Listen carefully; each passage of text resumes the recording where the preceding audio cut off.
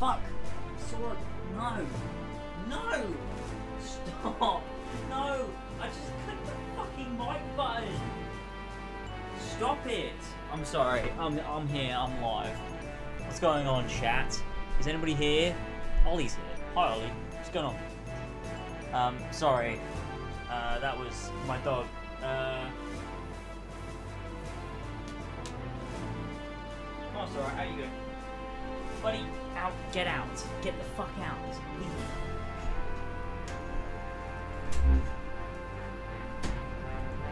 Okay. Hi, chat. What's going on? Oh my god, sorry. I just washed my hair. That's crazy. That's crazy. My hair's so fucking wet. How's it going, fellas? What's up? Is it gamer time for you? Because it's gamer time for me. That's got to be said. What am I doing? Hang on, let me change the music here. That's super loud. That is super loud. Way too loud, I would even say. What's going on, gamers? Gamers, please, someone in chat, say something to me right now before I lose all semblance of humanity. Hold up. Let me, I'm gonna boot up Ever Crisis. Real quick. Hi, Ollie. Hi. What's going on, man? How does it feel to be my Jamie Burns for the night? That's a weird thing to say. I'm gonna boot up Ever Crisis. What's going on? Oh my god, it's another Ollie! Holy shit! I'm just playing UFC. That sounds fun. I played UFC once, and it was a weird experience, but I played it. Chat is just Ollie at the minute. That's incredible. I'm gonna boot this up and give it a launch. So I'm gonna be gaming and chatting, and also gaming as well. Because we've got plenty to talk about. Well, I mean, we've got bits to talk about, but I'm just kind of here to vibe more than anything, to be honest with you.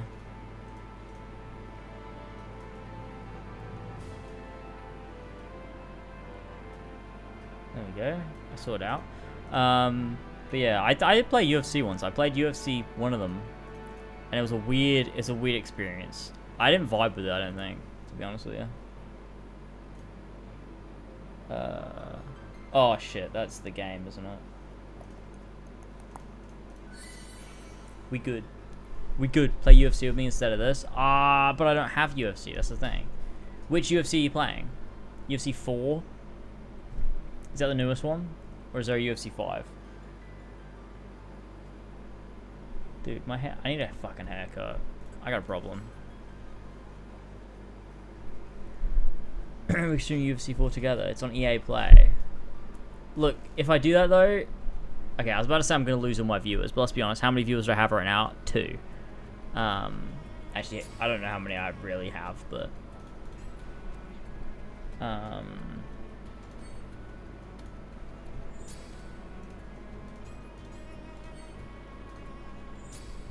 UFC 5?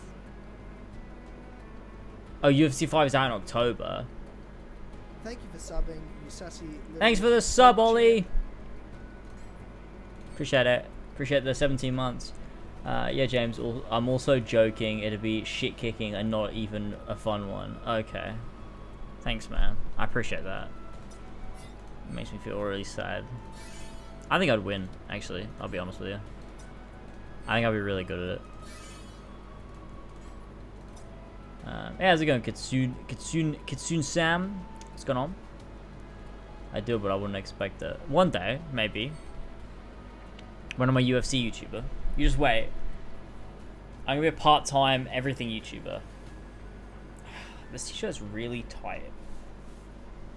And I don't know why. Maybe that's a sign to start going to the gym. Right, let's have a little look here. Let's grab these gamers. Look at all this stuff I'm getting. Look at this loot. You played much of Starfield and Cyberpunk Update. I've not played Cyberpunk Update. I've not played even the original Cyberpunk. So, No.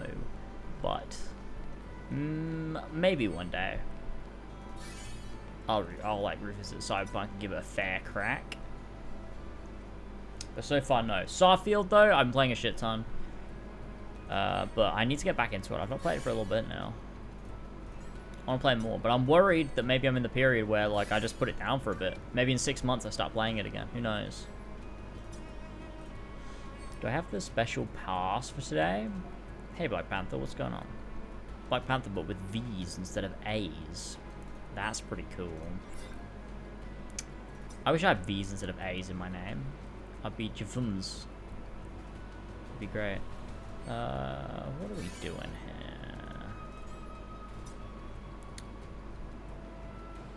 I don't know. I don't have any more story to do, so it's kind of just vibing a little bit, I guess. I don't know. So YouTube is starting Final Fantasy X on Monday. Yeah, I'm excited. I'm excited for it. I'm excited. I don't know if I'm gonna love it. I don't know if I'm gonna hate it. That post, I've had a lot of responses to it. People have been like, "Oh, this is my favorite Final Fantasy," and a lot of people have been like, "Oh, I hate this one." So, I don't know, man. It's gonna be interesting to see what I think, because different people think different things. So, it's gonna be interesting to see. But you know, if you want a single, if you want a single game, I'd up my pledge. I double it. 6 months. Holy shit. I guess I have to. I mean, I reckon I could do it. Like, as much as it takes the knowledge of a UFC gamer, it also takes the knowledge of just understanding how games work. And I reckon I could do it just based off of that alone. I don't know. I reckon I could do it. I could win. Ugh.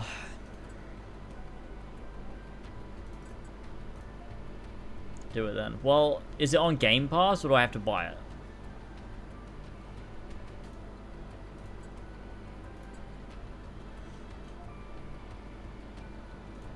I want to get all these items.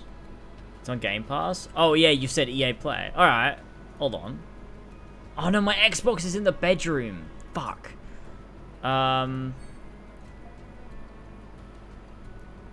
Wait, hang on.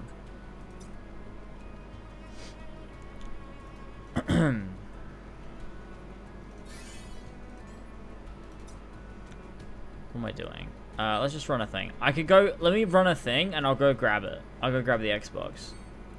And fuck it, I'll install it, and we'll see. I'll give it one shot. What am I doing? Training quest. I'm also gonna change this T-shirt too. It feels small. I don't like it. I don't like it. Hey, Tyler OG, what's going on? Yeah, Cyberpunk update. I've seen a lot of people talk about it. I'm not a big Cyberpunk gamer, but, you know, that's fine. That's fine. I hope it's good. I hope it's good. This goes way more than I thought initially. I'm a gamer of my word. Imagine I win. That'd be so sick. Am I allowed to read the instructions of how the game works? Final Fantasy is awesome. Can't wait to see you stream it. I can't wait. I can't wait to get going with it. It's going to be interesting to see what I think of Final Fantasy X, to be honest with you. I'm looking forward to it.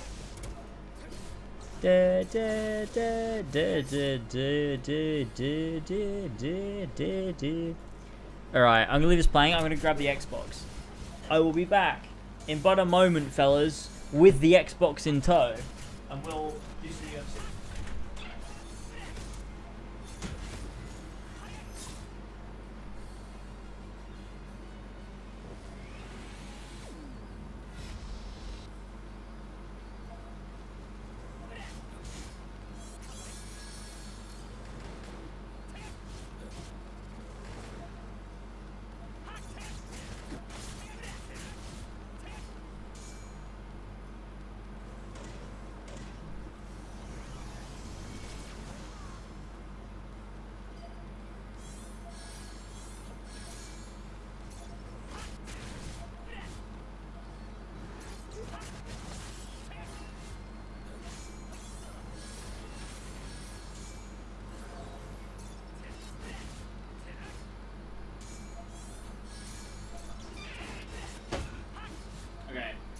The Xbox, hold on. Hold Hold up. Okay. Wait, no! No! Quick! No! Damn it, I missed it.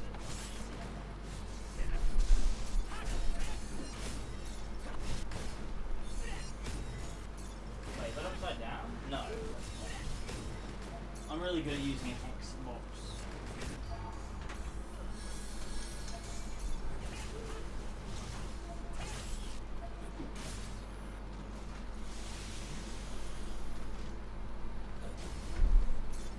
Okay, hold up. Where's my HDMI?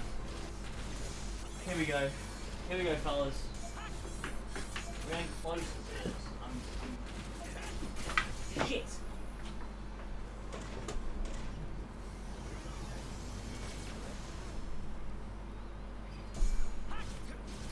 Top 5 times I was really good at streaming. Number 5, right now.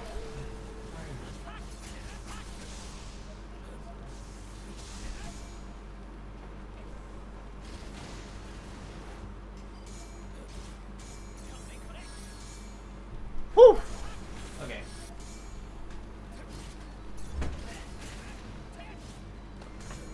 Nailed it. What's up?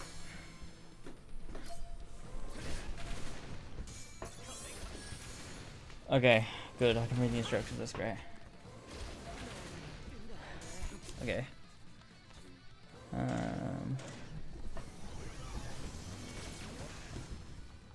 Whew. Yeah, I did stream it. I streamed it at the end of, I don't remember when I streamed it, actually. I'll be honest. What am I doing? How is this boss taking 1,000,000 years to beat? Let's boot up the Xbox. I can do this. Here we go. I'm a pro gamer.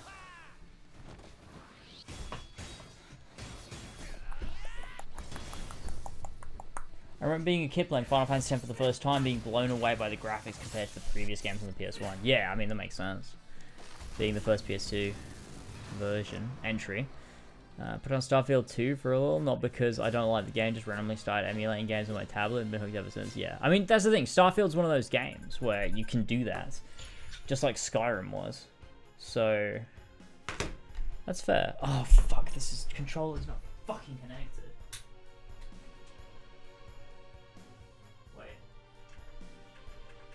Okay, I tell you what else. Xbox isn't turned on.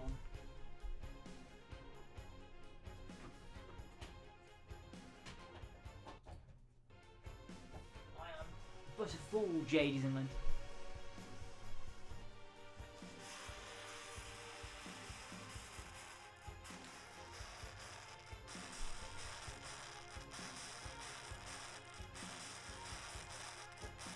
Can you hear that?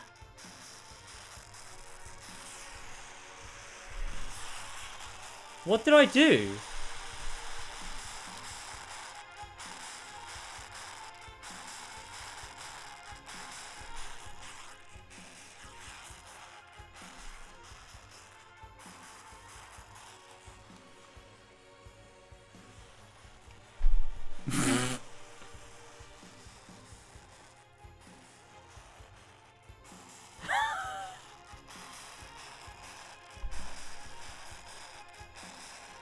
What?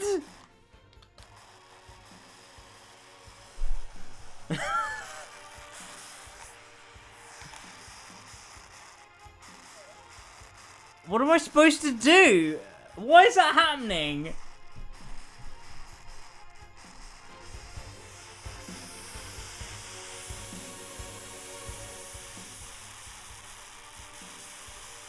Dude, what?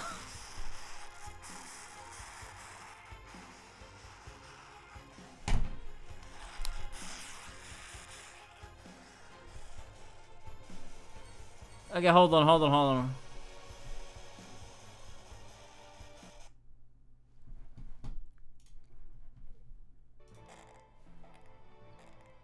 Dude, did I break my earphones? How?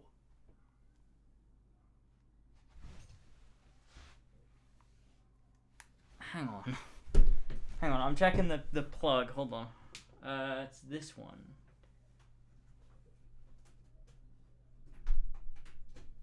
Okay, hold on.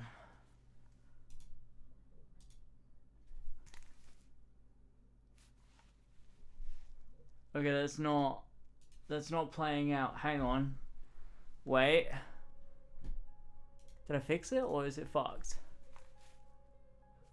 Oh no. Okay. Everything's okay. I don't know what the hell that was. I don't know what that was. It's fixed now. Dude, that was so weird. What the hell was that? I have absolutely no clue why that happened. Jesus Christ. The fuck was that shit? Yeah, true. Is it really a stream if we don't have, like, a slew of technical issues? Okay, let's boot up Ever Crisis again. I'm gonna boot up my,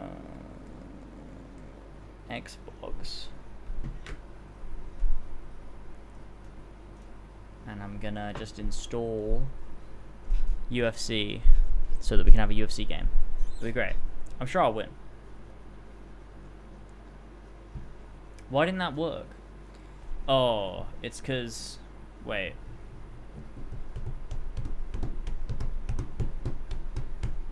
It's cause... Is the Xbox on? No, it wasn't. That's why.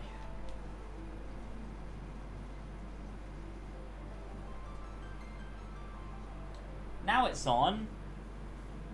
Look at me go. I know exactly how to stream. I had Vice City Stories for the first time in 15 years a couple of nights back. Completed it in 2 days. Gonna finally get into AC Bloodlines 2. Can't wait. Well, it seems like you're doing a lot of PSP gaming. Which is... you know, relatively poggers, I will say. What are you doing? Come on. You stupid fucking thing. Hang on. Hold on. Hold on. There we go. Oh shit, hang on. Oh, I'm pressing the wrong button. I'm so fucking dumb, dude. Ow. I'm so good at streaming. I'm so good at this. I'm so good at gaming and streaming at the same time. Okay, hold on. Wait, no.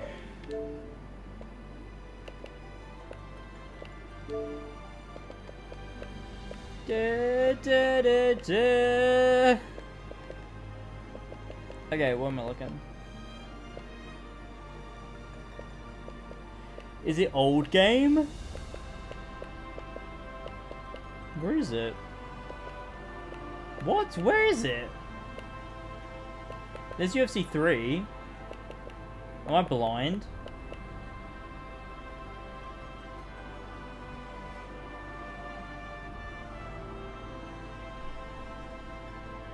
What am I looking for? Is this just Joe streams? Is gonna be Final Fantasy shit. We're just vibing. Bottom row, third one. That's NHL. What are you talking about?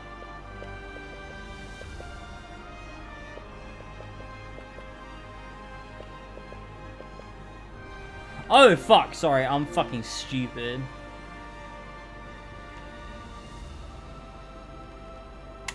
You meant bottom row of Xbox One. Right.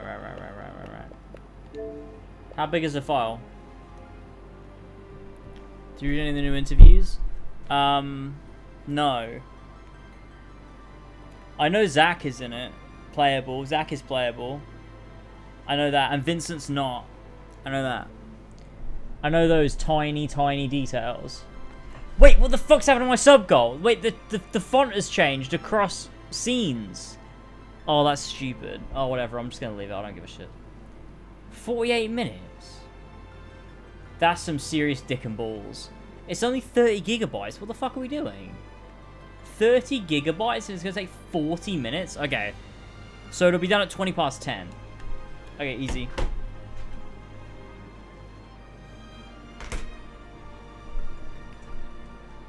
Switch it back. There we go. Vincent and Sid. Wait, Sid is not? Oh yeah, of course Sid is not. We already knew that. Wow. We already vaguely knew that. I don't know why I acted so surprised at that. We definitely sort of already knew that, basically. That's fine.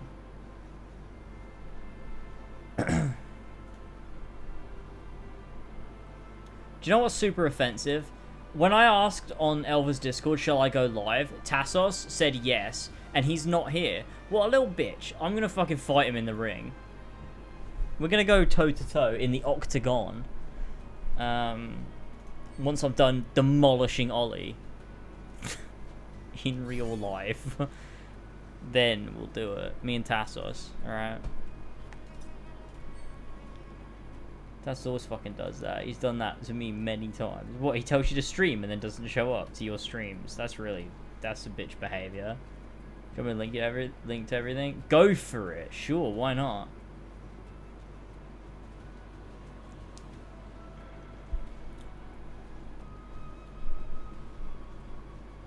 So we'll play games and he just doesn't. Ah, such a bitch. He's such a little bitch. Tassos is a bitch. Alright? This is Tassos is a bitch club. Welcome back to the brand new podcast, Tassos is a bitch club. I'm one of your hosts, James, and I'm joined as always by Flash. Where we'll be talking about how Tassos is a bitch. I even replied to him and said come, and he just didn't come. Ridiculous. Absolutely ridiculous. Shinra Arc. Oh my god, it's the Shinra Archive page. I love this one. Oh no, it's Shinra Archaeology Department. I can't speak English. Okay, hold on. Wait, this is... Hang on. Yeah, this is going auto. I'll just let that be. Okay, what are we looking at? Wait, hold on. Okay. Nomura says that Final Fantasy VII Ever Crisis serves as a meeting point for the community to come together and understand the world and chronology of Final Fantasy VII in depth. Remake and Rebirth, on the other hand, have a very different objective in that they look to the future. Totally, that's crazy. That's wow. So, I will be watching Tokyo Game Show, yes. Square's event, there's a Square event tomorrow. I'm going to be streaming that, and then I'll also be streaming the Rebirth panel on Saturday. Asked if Final Fantasy VII Rebirth will include optional super bosses, Hamaguchi says yes, in the sense of battles with very powerful enemies you can choose to challenge. Optional content like this will be grounded in the world and story and not just feel like arbitrary filler. Alright. Alright. Fair enough. Hamaguchi says that during development, the team had to tackle the question of how Red 13 would ride a chocobo. Some suggested having him ride it like any other character, while others wondered if he should sit behind someone. In the end, they deferred to Nomura. Yeah, sounds about right. Nomura said simply, have him ride one like the rest. The development team achieved this by having Red 13 hold onto a rope. Nomura thinks this sort of playfulness is what makes Final Fantasy VII what it is. Dude, that's so fucking based. Kitase teases that Red 13 has a few other surprises in store.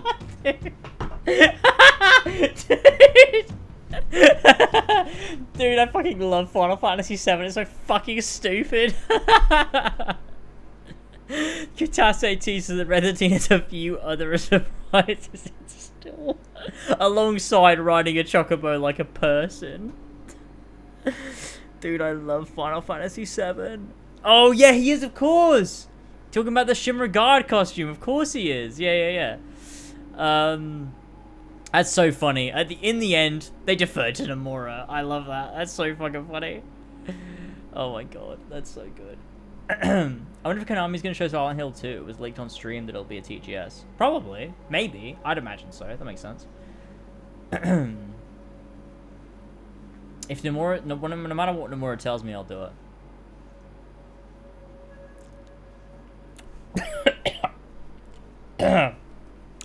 Sorry. Read the second pick for this one. So just read this. Okay. Interviewer. The tagline for the game this time is, the world will be saved, but will you? Lit.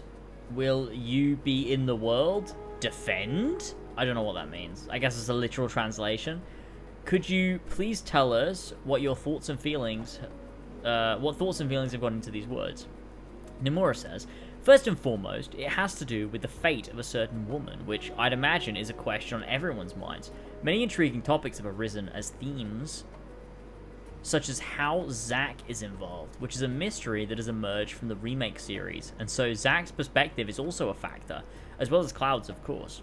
And with Cloud, you've got the people around him having doubts regarding his existence, so Cloud, as seen by Tifa, is also a factor. I thought up the tagline by combining all of these, asking who the you would be for each person. Okay, that's a super Nomura statement. That is such a Nomura thing to say, man. I'm gonna be honest with you, that makes a little sense. Final Fantasy VII Rebirth director Hamaguchi says that the party's encounter with Yuffie was moved to some place fixed so that the players could connect her with a particular point in the story and therefore have a deeper sense of relationship. Plus, now she's not missable. I guess, yeah. Asked if Final Fantasy VII Rebirth will include a dedicated Zack scenario, Nomura laughingly replies that he can't yet say one way or another. Right, so... yeah, there is. Hamaguchi says that Final Fantasy VII Rebirth will continue to use the chapter system Remake used it for ease of dividing up the scenario, but regardless of which chapter you're in, you can still go back and explore the entire world whenever you want. Yeah, so it's seamless, like I said in my video, yeah. That makes sense. I think that will make a lot of sense, to be honest with you. It's funny because in another interview, Kitase just says yes to the Zack story. Yeah, that makes a lot of sense. Of course he does. That's funny. Nomura says that Final Fantasy VII Rebirth has richer variety and its story has more ups and downs than the previous game, so he expects players' emotions will be shaken up more this time, with the story moving toward its climax. They've made sure to include some surprises. Yeah, okay. I'm sure you have. I'm sure you've made sure to include some surprises. That makes a lot of sense. Yeah. Nomura says the 3 characters in Final Fantasy Rebirth recently unveiled key visual will play important roles. Sephiroth's purpose will become clear, and Zack will be a key figure at the mercy of his world's anomalies. What? At the mercy of his world's anomalies? Dude, what's going on? What's going on? Regarding the altered placement of the Materia Garden in Final Fantasy VII Rebirth, Nomura says the placement of the bosses has been modified to fit the structure of the game. It doesn't have any sort of narrative significance and isn't evident of space-time fluctuations. My goodness. The fact that they have to, like, clarify that and be like, oh, this one's just, we decided to change it to fit the structure of the game, not because of any of space-time fluctuations. That's crazy. I mean, I expected the Materia Guardian would come back later on. Like, you'd fight it twice in the game. Once in the Nibelheim flashback, later when you return to Nibelheim with the party. But I guess not. I guess they've just moved it instead of, like, having it twice. I don't really know. That's interesting. Nomura says they considered not making Sephiroth playable in the Nibelheim flashback, but decided it was important for players to experience his human side prior to a sudden transformation. Okay, that makes no sense. That makes no sense as a response to that. Just some classic space-time fluctuations. True. Just a few classic space-time fluctuations. My favorite Final Fantasy VII feature, I'll be honest with you. Nomura says that they considered not making several playable in Nibelheim flashback, but he decided it was important for players to experience the human side prior to their sudden transformation. Why? I see, this is the thing, right? I want to sit down with Nomura and be like, why? Why is it important for us to experience this human side? Why?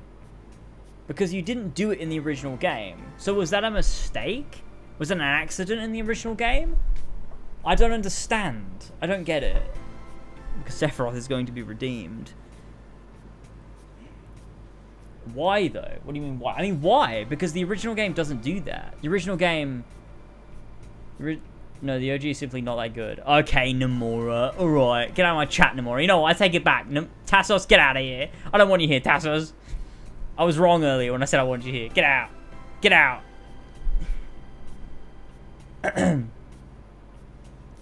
The OG doesn't do that. Okay, I mean, that's a fair stance. But I think the OG doesn't do that, and it's actually to the strength of the point of the OG. personally. I think that's like why the OG's good. Because I don't need Sephiroth humanized. That's not the point of the story. The point of the story is clear. I like the OG. Based. Based than Nomura pilled. I don't know what I'm saying.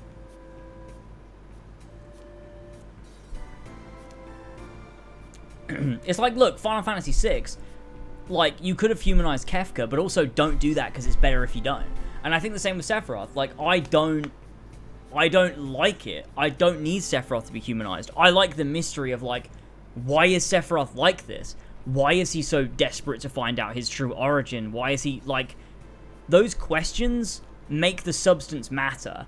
Answering those questions detract from it. For me anyway. I like that we don't know. Like, I don't want to know who Sephiroth was before Nibelheim. That's the earliest point in his timeline I want to go. And I like that there's this element, because the OG does have an element of humanity, but it's not overt. And there is this, like, there's this very clear conflict within him, and then he flicks a switch, and he's immediately Jenova. Like, that, he goes on Jenova's side, that's what he's with, and then that's what he becomes for the rest of the game after what happens. I just realized Ollie's here, I don't want to actually ruin this. I just realized I was about to start talking about, yeah, I don't want to ruin it.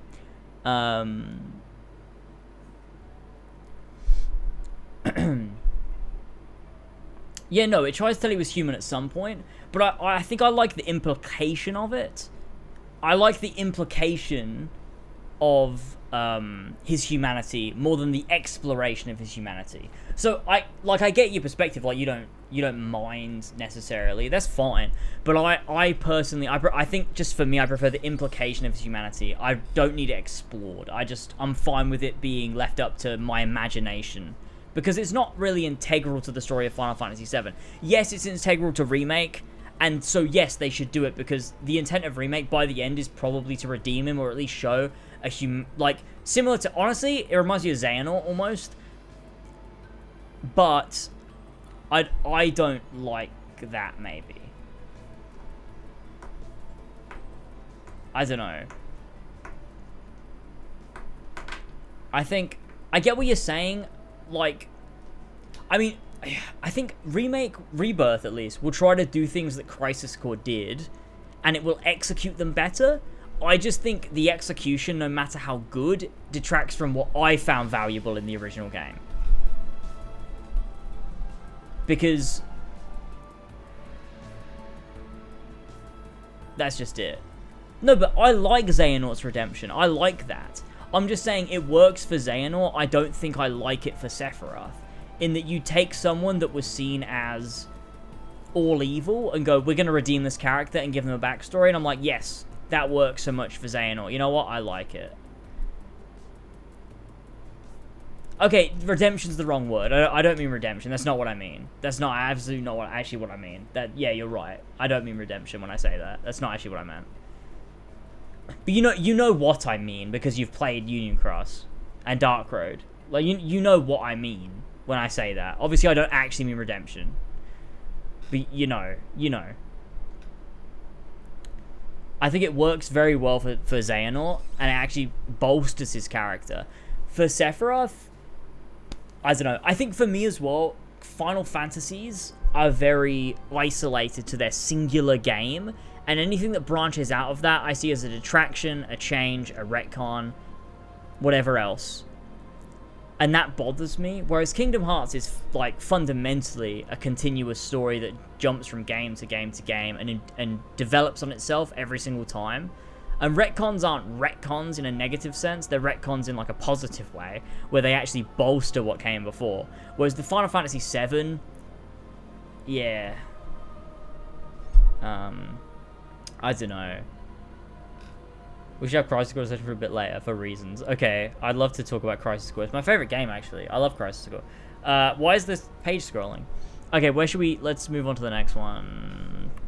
Nomura explains that while directing the Nibelheim flashback, they carefully described to Sakurai the expressions, gestures, and tone to use. And Sakurai, being very familiar with the story, was able to incorporate them right away. Amazing. Epic.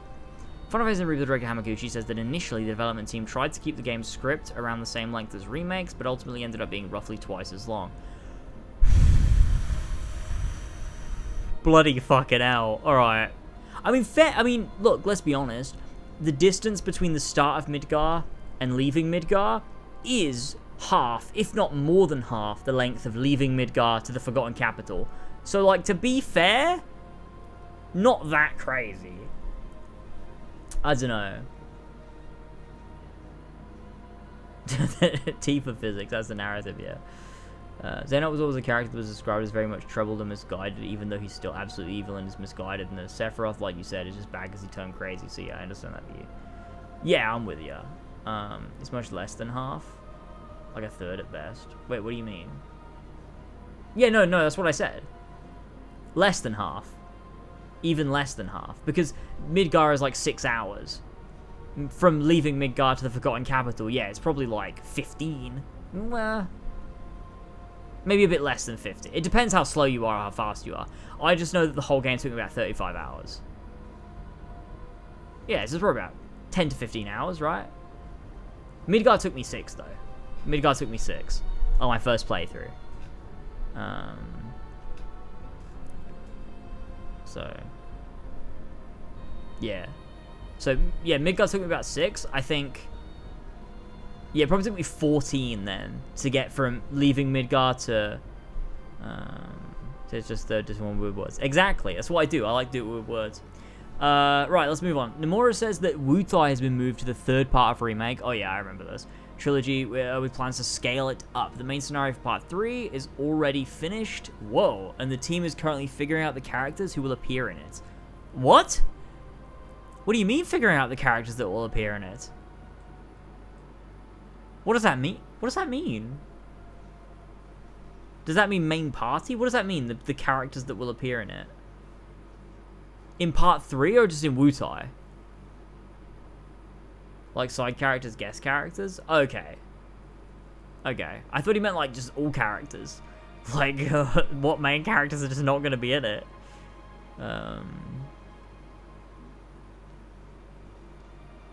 Yeah, I think... Yeah. Hope so, isn't it? I fucking hope so, too. That's super interesting, that Yuffie's side quest will be turned into a main scenario in part 3. I just want to know, like... What... Because I don't think anyone's going to ask these questions, but I'd be super interested to know why. What made them feel that Yuffie's side story needed to be pushed to part 3 of the remake project? I'd love to know why that serves their narrative better. It'd be very interesting just to have that conversation with them. Midgar's more than 6 hours for a normal first play, but it's a third of the game's script in any case. Right, yeah. I guess I had a guidance.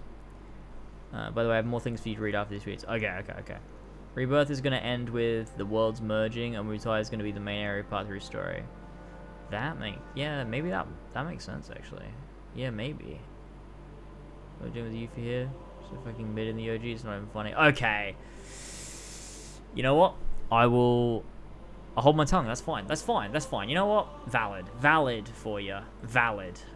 Yuffie was mid. Yeah, that's fair enough. Nomura dodges a question about how much story players will be able to enjoy with Zack in Final Fantasy VII Rebirth, and kicks it to Hamaguchi, who says players will find many enjoyable aspects in terms of their experience with Zack.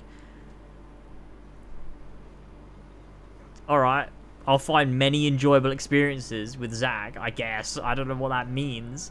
Dude, I love the way the Square Enix, like, devs speak. It's just so funny. Like, there's such a vague way of saying it. Like, he said, players will find many enjoyable aspects in terms of their experience with Zack. Okay, that doesn't mean shit to me. But it's sure a fun way of saying it. My favorite quote is that Nomura felt the need to clarify that fighting Materia Keeper in the flashback is just moving enemies around and not evidence of playtime fluctuations. Yeah, we did that one earlier, yeah. Oh my god, that's so funny. I love that. Remember when Final Fantasy VII was about space-time fluctuations? It's my favorite part of Final Fantasy VII. Having a run-in with the party being like that actually works, I reckon. It also in no way does it remove the possibility of having the beats from the OG. You can still steal materia from them and have the same character arc. Should we crave with it? I guess, but the thing is, right? Intermission is a microscopic, like, condensed version of her arc from the original game. They just take it and put it into 4 hours because she goes on this arc of being very selfish, self-centered, uncaring of others, but not from a selfish perspective, from like an ignorant one, but like a childish ignorant one.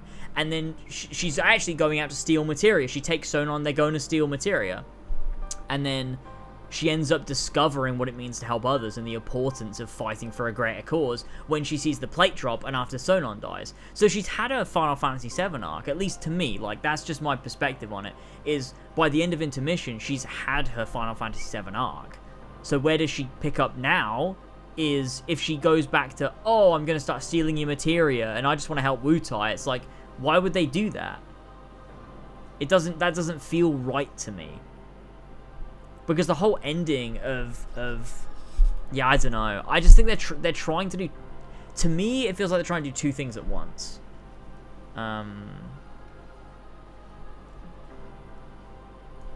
See, I don't agree. Her Final Fantasy VII arc, I think, is really good. I enjoy it. I think it's great. To me, like, this is the thing, right?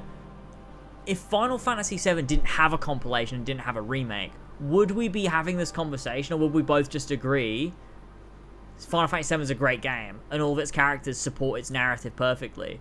Or are you trying to justify the changes because you really want to like remake? And are you putting down Final Fantasy VII in order to do that? I don't know, because I don't think Final Fantasy VII is a near perfect game. I don't know. The music? I think OG is boring as fuck. That's a mental thing to say. What? That's crazy. That's a Jamie Burns take. What are you doing? Sorry, I can't hear the music. It's on. I wasn't listening to it. I didn't have my headphones on because I can't hear myself when I've got them on. Jamie agrees with me. Yeah, yeah, exactly. That's what I'm saying. Because Jamie Burns has bad takes. Jamie is a bad take man. He likes Yoshi P.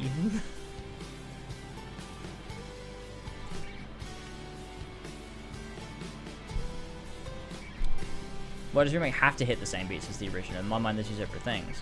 But it is called Final Fantasy VII Remake, meaning it's a remake of Final Fantasy VII. I don't think she's boring, but it'll be nice to see her interact with the whole party and story bits more. Yeah, I mean, I like that aspect of it. It'd be nice to see her interact and be a part of major events. Yeah, for sure. I just think when all's said and done, there's no reality where I'm going to say remake's better. Maybe it did very small things better, but overall I'm going to be like, the original game stands tall as the best. Because there's no way what they're doing here is better. Overall, as a like an overall story. I don't know, for me anyway. Optional characters are soul. Agreed! I agree! What's wrong with having optional characters? It's fine to have optional characters. That's cool. I like that. Like, you know, when you, like, if there's a Final Fantasy VI remake, no, I don't want Mog to become a main character that's introduced through a main story. I want him to be a side character that you fucking meet through going into a fucking cave and finding him. That's what I want. I don't need that, you know what I mean? And yeah, look, I think the difference is, when you view Final Fantasy VII, it's so different because you view it from the lens of, we've had years of compilation content where they've made Yuffie and Vincent main characters, where they've tried to unify things, where they've tried to, like, consolidate the entirety of Final Fantasy VII into singular things, and then when you get to remake, it's difficult to view it through the lens of just Final Fantasy VII, because there's so much compilation stuff that just is so overbearing. But it is that, like, when you look at Final Fantasy VI, like, it would be so fucking dumb if they made Mog not an optional character. I'm like, what are you doing? Just leave him optional. Just leave him optional. Fucking Go-Go, just leave him optional. Why are they being unified into the main fucking story? I don't know.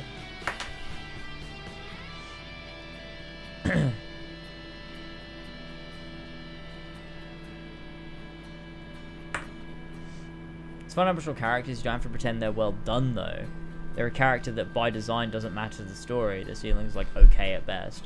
I agree and disagree. I think I sit between you and Flash somewhere. Because to an extent, yes, I get what you're saying. Like, if a character is optional, they by design don't have to be of direct, incredible consequence to the main story. But I think that's a strength of them, right?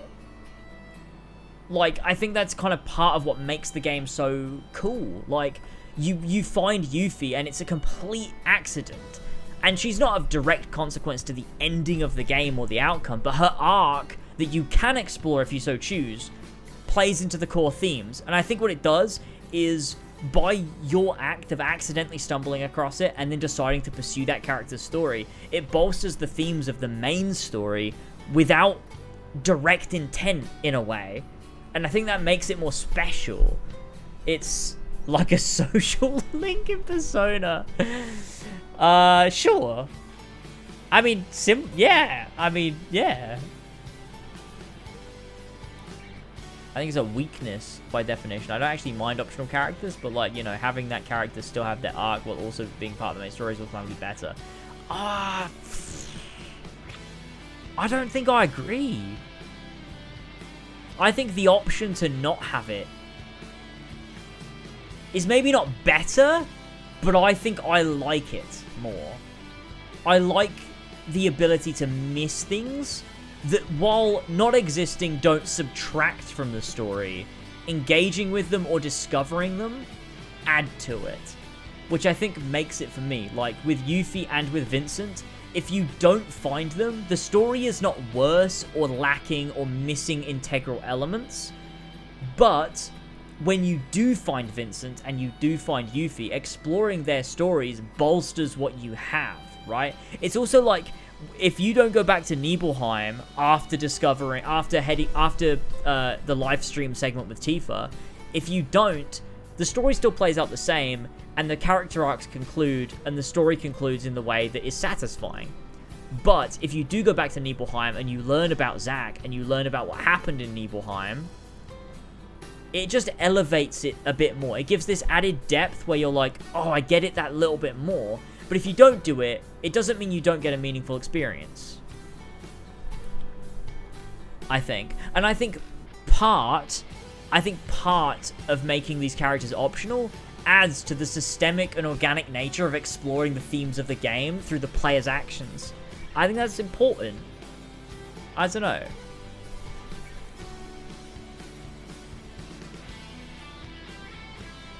This is not a good song, alright? It's not. It's absolutely not. Fuck you. Okay, let's continue. Fuck. Final Theory of the Nomura says that while Cloud and his companions will follow the original game's story, Zack will serve to carry a new narrative this time. Right. Okay, I see what they're doing. They're doing Cloud and the main party will be following pretty much the main story. Then you'll flick to Zack, and he'll do remake stuff, right? Which is like, cool. Zack is Laguna. Oh my god, Zack's gonna be Laguna. Let's go. But how could you have a main party member be optional in this day and age? What? Just do it. It's Soul. Take the risk. Add that charm to your game. Don't need the player to find everything. There are things that can be missed, and that's good. That's okay. I think you could do that. And the OG characters were missing from every cutscene. Making them optional here would have to make Mass Effect level branching paths, but ultimately they would have no real impact on the main story. Yeah, and that's fine. But they also could. I don't know, man. I think you can do both. But also, that is a really good argument for not remaking Final Fantasy VII. Because why does it work so well? Because it was a PS1 game from 1997. If you remake it now, yeah, you have to make all these changes because it could feel weird otherwise. Just don't remake it. This game doesn't have to be remade. You don't need to remake Final Fantasy VII. And if you do, you end up with caveats and compromises. I don't know. This isn't a real remake of Final Fantasy VII. Exactly, which is why it's bad. I don't know. Look, this is the thing, right? This is the subjectivity of it all. Because it depends on just how you view it and what you connect with and what you feel is right or means something to you. It's because to me, the idea that it's not like it's something separate and isn't actually a remake of Final Fantasy VII is a flaw and something I dislike about it, personally.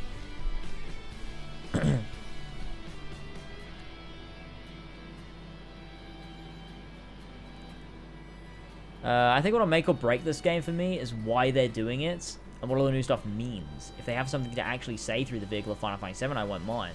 That's the thing, and that's the thing we need to remember is we don't actually know what the point is. And that's completely fair. Like, we don't know. We can say all this, and you can defend it, or you can argue against it, but we won't really know the point, or the purpose, or, like, the significance, or the message until we finish Part 3. So, we can have all these arguments, and we don't really know at the end of the day. And that's why I'm still going to play them. That's why I'm still going to go through them, because I'm going to give them the benefit of the doubt. I'll still criticize, don't get me wrong. I'll still criticize them all along the way.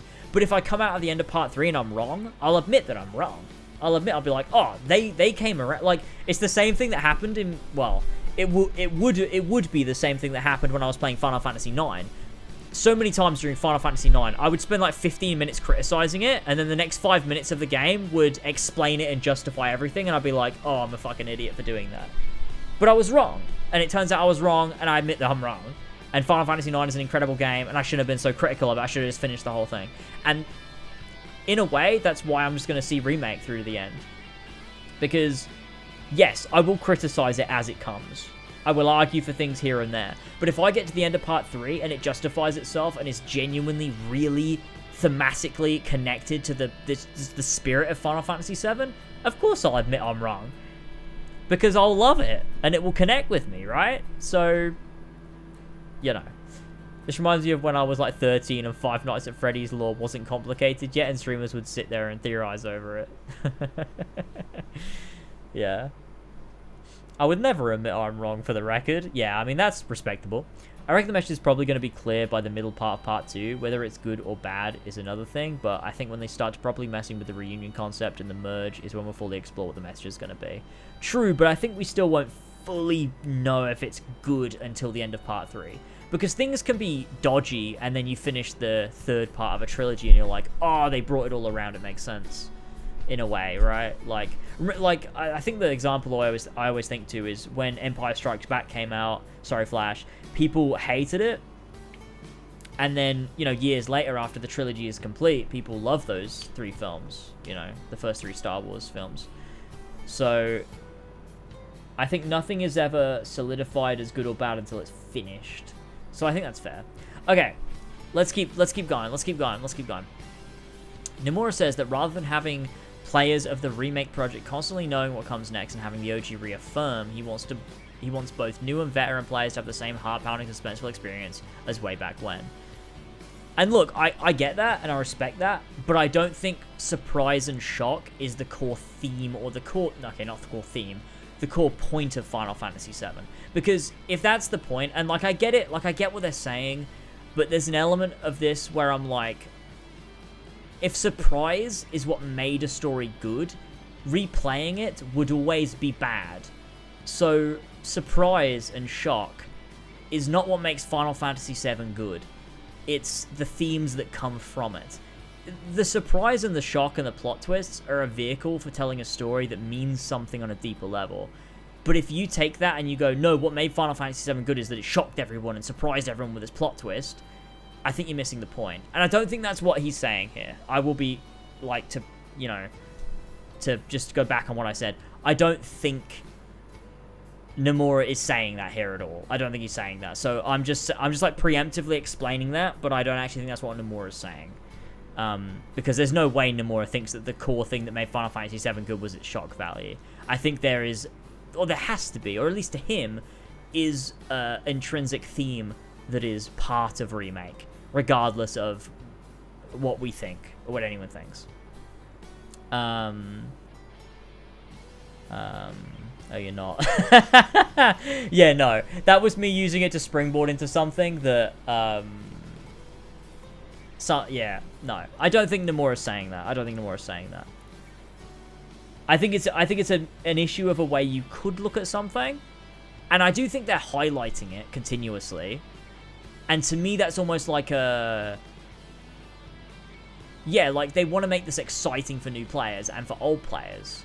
Fair enough. Like, if you're remaking something, you want to remake also the original feeling that you felt as you played it for the very first time. I understand that. I just don't want the themes to get lost in that idea. Which... Yeah, I mean, who knows at the end of the day. I think, like, that's the thing, right? Remake is too little to go off. It's just... I have my criticisms, and I think they're valid, but at the same time, 3 parts of a story, and we've only seen the first part of it. Like, it's unfair to me. It's unfair for me to declare that be-all and end-all. So it's one of those things. Why is the Price of Freedom playing on fucking repeat, dude? I can't do this. I'm skipping it. It's too much. Nomura says that while he doesn't think Crisis Core is essential to Final Fantasy VII Rebirth, he does recommend it as the best way to get to know Zack. As such, it's not pivotal for understanding any sort of new Final Fantasy VII that's being built. Dude. Okay, we'll keep Price of Freedom for this next bit.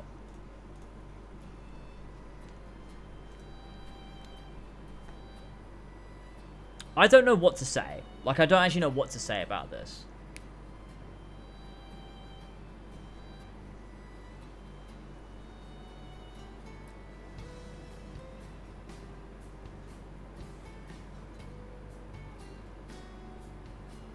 Because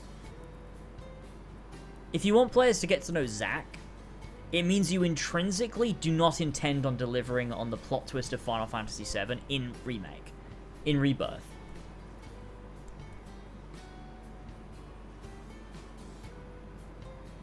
Or what, do you want someone to just play half of Reunion?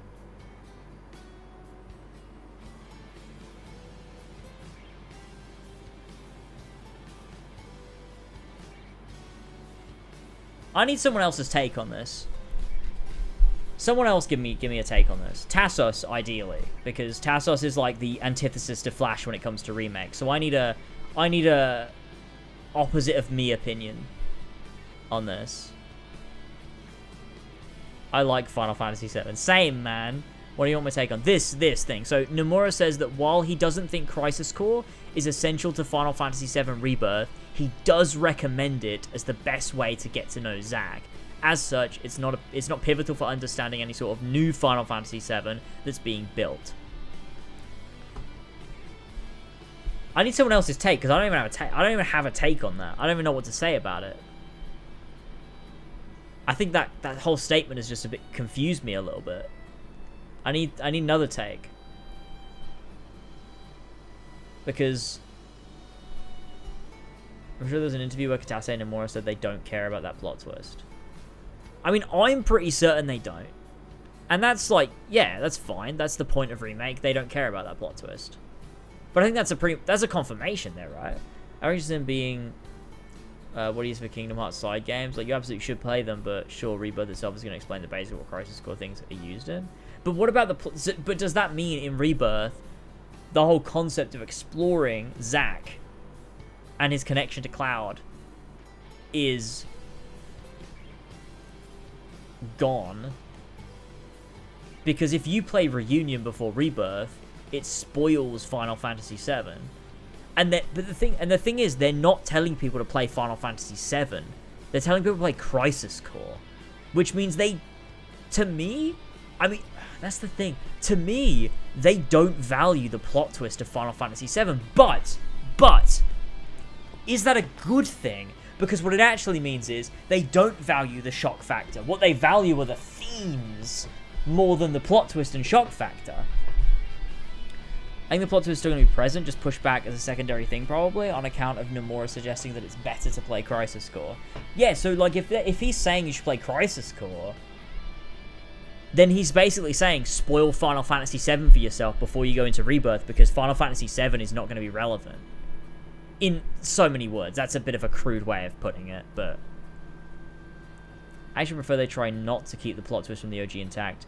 He wants people to know who the character is through that game, but the story they're trying to tell is more than the OG plot thread.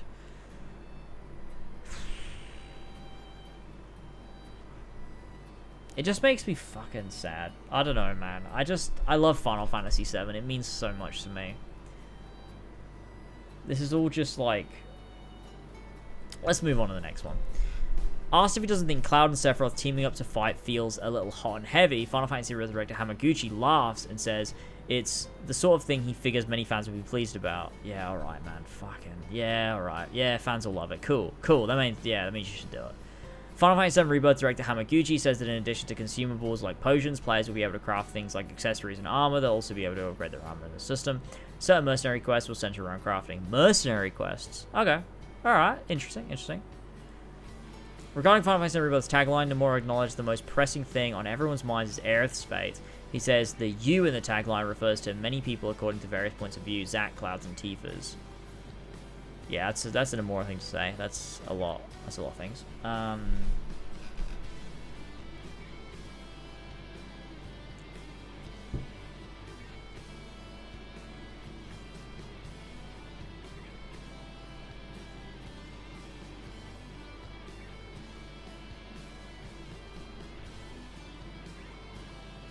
Sephiroth being playable?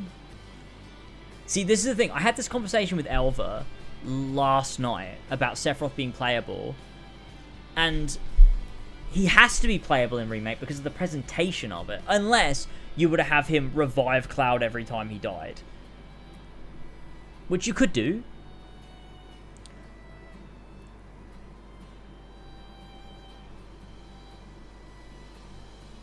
My thing is, alright, yeah. Let's hear it. I need a opposite opinion. Otherwise, I am just screaming my own thoughts into a void, really. I want to avoid this, but Tassos being here threw a wrench in my plans. Yeah, I mean, that would have been nice if we all could have just shat on Remake and then moved on. But Tassos here means you have to actually think and use our brains, you know, so there's a positive to it. I'll be honest with you, I got content in feeling the way I felt. Having to argue my point, I mean, it probably makes me feel stronger about what I feel, but at least I can strengthen my position, and I feel like I definitely feel the way I feel. I don't care what Remake anymore. Last night was my breaking point. Yeah, I mean, fair enough. Maybe they're trying to differentiate Flashback Sephiroth and Remake Sephiroth, so they nerfed him in that flashback. But I think it's just compared to the OG, I mean. Like, in the original game, Sephiroth is incredibly powerful, and that's on full display for you to see.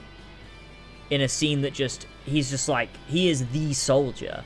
Like, he's not just a soldier, he's the soldier of all time. And you see that, and he's just incredible.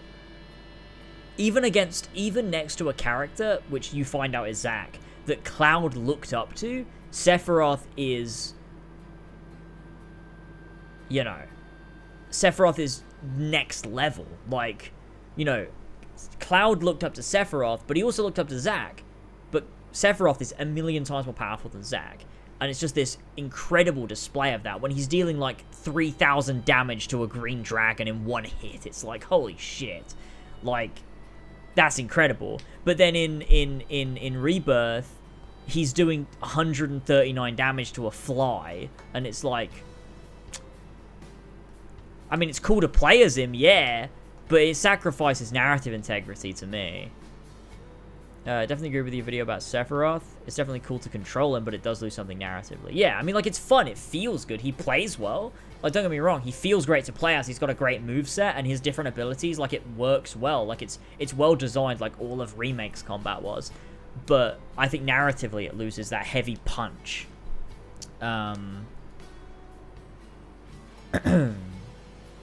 Apart from the fact that obviously we don't have the Zolom fight to make a solid assumption on how he works there. Wait, what's the Zolom fight? I think him not being 100 times stronger than Zack is fine. I do think he should be balanced a bit more strongly, but I reckon they'll do. I reckon they will do. But realistically, Zack should not be that much weaker than Sephiroth, especially Cloud's memory of Zack, and especially Zack at that point in his life. While the OG does do a brilliant job of showing the difference, I do think how clear they are about the twist in Rebirth. It makes sense that Zack doesn't have 120 of TP. No, I agree, but I just think that's bad. Like, I agree, the way they're doing it in the context of Remake makes sense to Remake. I just think Remake's bad. I think the OG is better. Like, I think that depiction of Zack and Sephiroth's power difference is better. I just think it's better. Plus, it conveys it to a player better, and also it conveys it through a PS1 presentation, in that you're going to understand that, yeah, like, you know, in reality, Zack probably isn't dying with every time he gets hit by something, but it makes the player understand that you are not as powerful as Sephiroth, and you probably never will be as powerful as Sephiroth. It's that feeling that it's conveying to the player through gameplay that I think is, like, just so meaningful, more than it is in Rebirth. Like, I just don't think Rebirth stuff holds any meaning. There's no meaning there. It's just like, yeah, like, it makes sense in context of Remake, fine, but it doesn't do anything for me emotionally. It's just Sephiroth fights a bunch of enemies. Like, cool, yeah, whatever. But it just doesn't do anything for me. I don't know. The huge ass snake. Oh, you mean oh yeah, of course, the Midgar Zolom, yeah.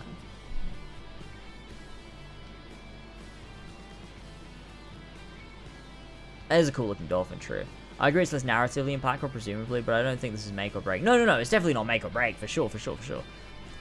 Yeah, no. That's why I said, I said this in my video, I don't think it's an egregious change.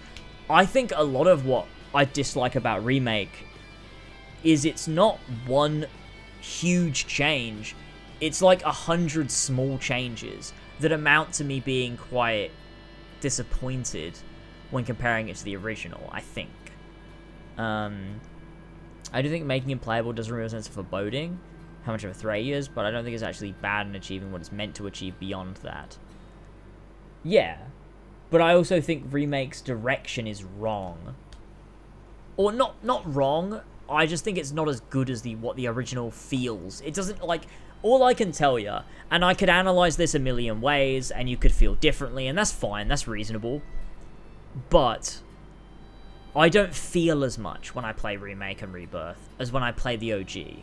There's just a difference in the way it makes my heart feel, the way it makes me feel. Like, when I play the OG, I get these feelings that I don't get when I play Remake. And, you know, there's a million ways you could analyze it, but at the end of the day, it's just how it feels inside me. Like, and OG conveys emotions and to me through gameplay in a way that the Remake doesn't do. And it's difficult. It's experience from the OG recreated? No. That's all there is to it. Let's have a look. The music, dude. The music is so... Look at Sephiroth's damage output. That's it, dude. That's it. I didn't feel that a single time. I didn't feel that a single time in the fucking thing. Actually, I did say look at Sephiroth's damage output, and what I meant was, it's fucking way too low. He's not doing any more damage than Cloud's doing. That's what it is. It's... That's so fucking good. It's literally contained in that one short clip of my reaction to that feeling, that initial feeling you get when you're like, oh my god, I've never seen that many damage numbers on screen at once. That man's powerful. That's all that scene conveys. That's what it conveys. That's the point. That's the whole point of the Nibelheim flashback, at least in terms of like this segment of it, the dungeon aspects of it. Dude, that's it. That's what I'm trying to say. It's the feeling you get. And Rebirth doesn't do that. Sure, it evokes other feelings, don't get me wrong. It explores other aspects. I personally, though, do not value them in the same way I value the initial feeling of Final Fantasy VII OG. That's it. That's how it is. And I think ultimately there's an element of, like I said in my video, it's not the most egregious change, but the fact I find an issue with it is fundamentally the idea that the original's still better. Like, does it ruin the game? No. But it's not as good. And that's, like, it should be better. It should be the OG's ideas and concepts, but better. But instead, they remove those concepts and decide to introduce other ones. And they're not as good to me. They're not as valuable to me. I'm with you for the most part. I'm getting really tired of being attacked and having an apprehension towards the new themes and mysteries of this trilogy as compared to the original game. Yeah, I mean, it's totally fair. I think it's totally fair. It comes down to how the game impacts you. Yeah, for sure. As someone who grew up deciding Final Fantasy VII would always be my favorite thing, I was incredibly satisfied and fulfilled with the remake. I think this lends to me feeling less cynical about the overall approach. Yeah, I mean, that's fair. If it's something you enjoy, then it's something you enjoy. If it touched you, that's exactly what I'm saying. Like, the thing is that I'm saying is I'm arguing my points based on how the OG makes me feel compared to the remake. But if you felt something from remake in conjunction with the original, like if it made you feel, then that's as valid and valuable. So, my criticisms are only going to come from my point of view, from the way that it makes me feel. But obviously, if you feel differently, then that is just as valid, because that's the point of a thing. It's supposed to make you feel something. But then it also depends on what you value in Final Fantasy VII, I feel. Like, there are certain elements that people value more than what other people value in Final Fantasy VII. And that's why you get people that like the OG, people that like Crisis Core, people that like Advent Children, and people that love Remake. Like, there's these different crowds of people that value specific things about the Final Fantasy VII sphere. I don't know. I think they should simply rework some numbers on them and achieve the exact same thing as the OG practically, while having fun gameplay. But there's also a part of me that feels, but it's never going to be as good. Like, the idea for me is make it better than the OG. How do you do that? And I don't think playing as Sephiroth makes it better than the original. So I wouldn't do it. As cool as it is and as fun as it is, I don't think that's worth the integrity of the art. Which is, pretentious as that sounds. I'm not a purist. I don't want a one-to-one remake, but I'm just not sure if I'll like all the changes. Still excited. That's me. I'm like, I don't know if I'll like this, but I'm still excited. I want to play the next one. This is completely just, you love to disbelieve. Cutscene, power level, and gameplay power level are completely different. For example, in Remake, you blow through Shimmer HQ and beat hundreds of grunts, but in the cutscene with Heidegger, cornering Barra, Aerith, and Red, there are a number of like 8 guards. Yeah, but see, that's the thing. I feel like a lot of other games, and I feel like Final Fantasy VII doesn't have that issue. Remake does, but Final Fantasy VII doesn't. And it do just be like that, I think. I think Rebirth is focusing more on capitalizing on Cloud in his heyday while he was still in first class. New players would probably feel cheap if Cloud still got one shot after all of the hype they gave him in Remake. Yeah, but then that just detracts from the point.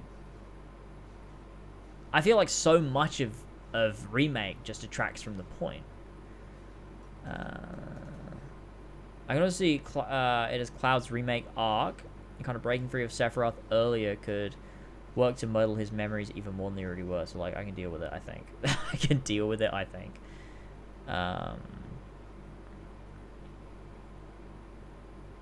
Yeah, I mean, if it's good and fun, then there you go.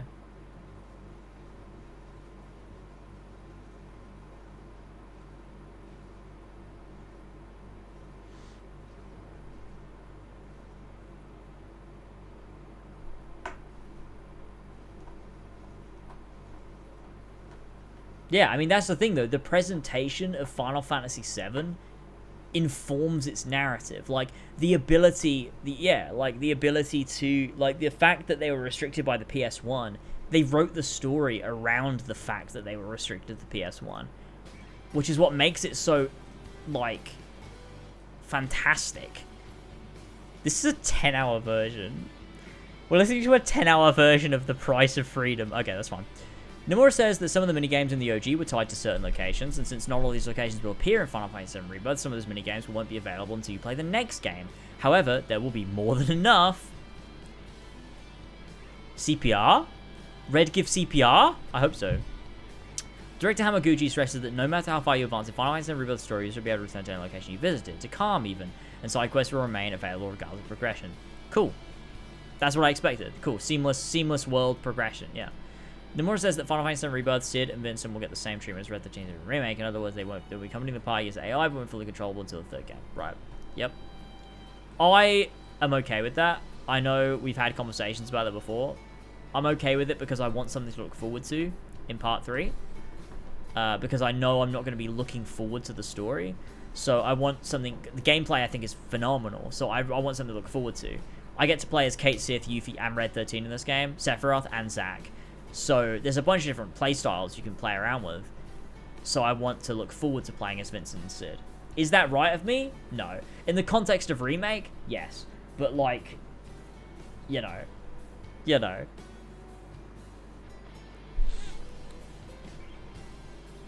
What is the point of remake? To me, it's just a way to live Final Fantasy universe with modern production values. It doesn't really have to live up to or even be the OG for me to enjoy it.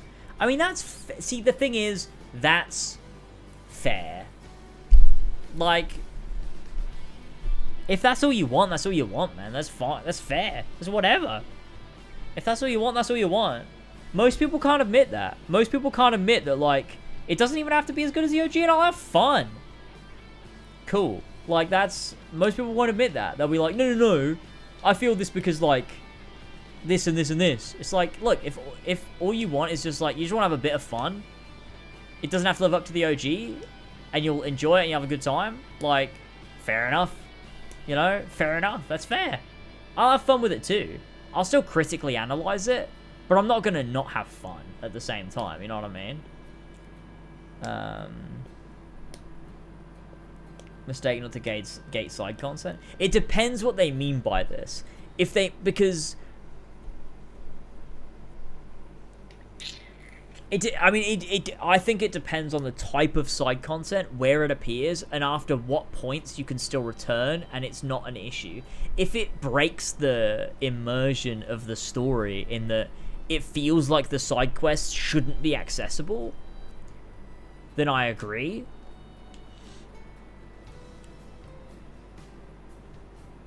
It depends. I have to play the game first. I don't know. It depends. Because you look at... But surely you can't access it when you finish the game, right? Like after Forgotten Capital, right? Oh yeah, we'll do UFC after I'm done with this thread.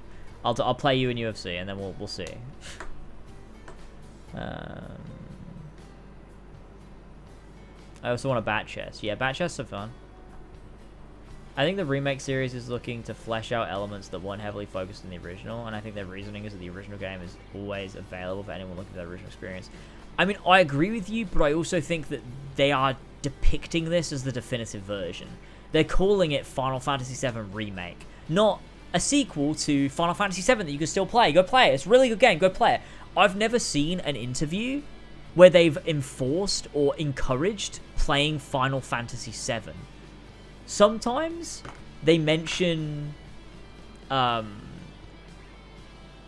Crisis Core, but I've not seen a single mention that you should go play Final Fantasy VII. And yes, look, don't get me wrong, they're making a remake.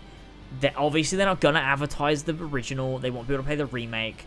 Sure, I mean it's just another bit of corporate bollocks that like muddies the waters of it all. But you know.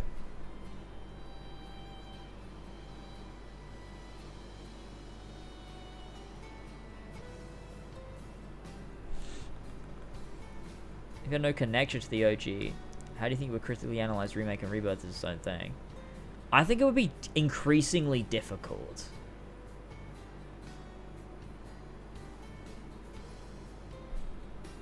I think they'll have chapter select. I think it'll work like Assassin's Creed Brotherhood.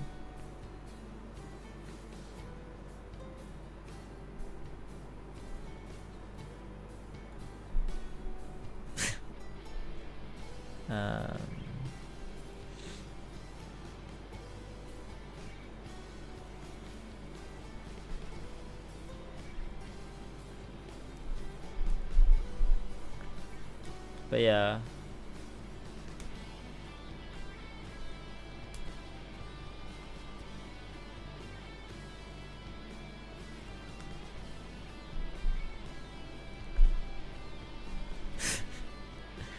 Okay, let's move on.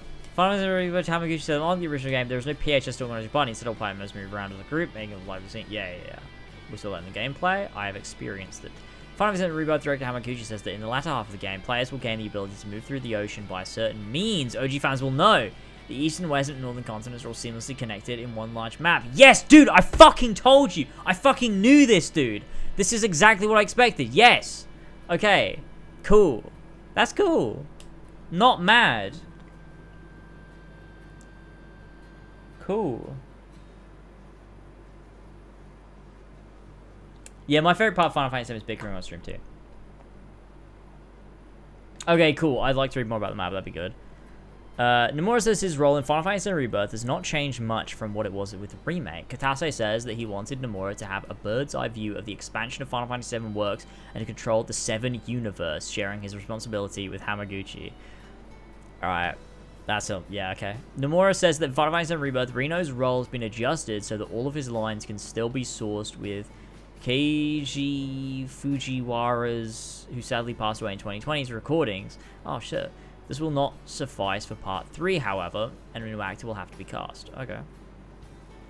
Final Fantasy Rebirth director Hamaguchi says that the world is pretty much all seamlessly connected. Yes, I fucking know it. The Mithril Mines connects to the grasslands to the Junine area. It features one large world map that contains the game's cities and dungeons. Dude, I predicted this shit. I fucking knew it. It's all seamlessly interconnected. It's like fucking Dark Souls. Final Fantasy VII Rebirth director Hamaguchi says that the material with 2 elements such as the lightning and air material will be relatively common. Looking forward to be able to commune so-called, using the so-called auto materia, right? Yeah, the auto cast.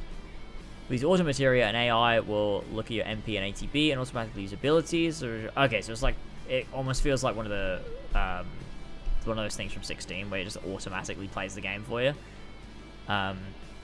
Which is like, yeah.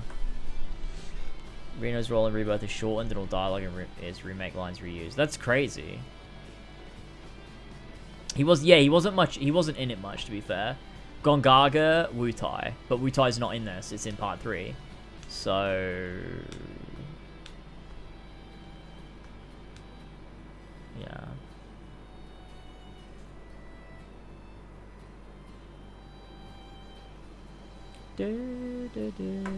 What's this link? Is this the... that's the map. Okay, let's read that actually. Is the world map composed of large space of area units, or is it an open world format? It depends on what the definition of open world is, but in this work, the western, eastern, and northern continents and the central ocean are all seamlessly connected as one space. There are large chunks of area units, but you can move around arbitrarily without switching maps, including the ocean that connects them. In addition, the area that can be accessed is designed to expand as the game progresses, and in the latter half of the game it becomes possible to move through the ocean. Those who have played the original game will know what you are moving around in. Laugh. Nomura. The term open world gives the impression that you can come and go as you please, but in the original game, the world expanded as the story progressed. The degree of freedom increased, and eventually you're able to come and go as you please. Yes, dude, that's exactly what I fucking predicted. That's exactly how I analyzed it in my fucking video, and that's now outdated immediately after information came out. Literally 57 minutes after my video uploaded. That's sick. That's sick to know that that's happened. Okay. I don't know why they even invited me to play it if they were just going to reveal all the fucking information themselves. That's good. I think pretty good overall. Pretty good, I think. Pretty good. Director Hamaguchi says that one purpose of exploring the world map is developing new materia, and this ties to the game's story. The idea is that as you progress, you'll be able to develop new materia. You developed a new materia. Final Fantasy VII Rebirth director Hamaguchi says that with Cloud, Tifa, Aerith, and Barrett's combat, they basically stuck with what they had in Remake, tweaking the balancing and adding some new things like abilities. Yeah, that's about what I felt. Director Hamaguchi says that during Final Fantasy VII Rebirth, there'll be various episodes depicted from each character's point of view. These will allow players to familiarize themselves with controlling the character and leveraging the unique characteristics. Oh! So what does that mean? Are they going to do Tracer's stuff, do you think? Do you think they're going to do prequel stuff? Wait, does that mean we're going to... Wait. What does this mean? So it means we're going to have, like... Oh, there's a whole chapter focused around Tifa's backstory. There's a whole chapter focused around Aerith's backstory. There's a whole chapter focused around Cloud, Barrett, Red. Like, what?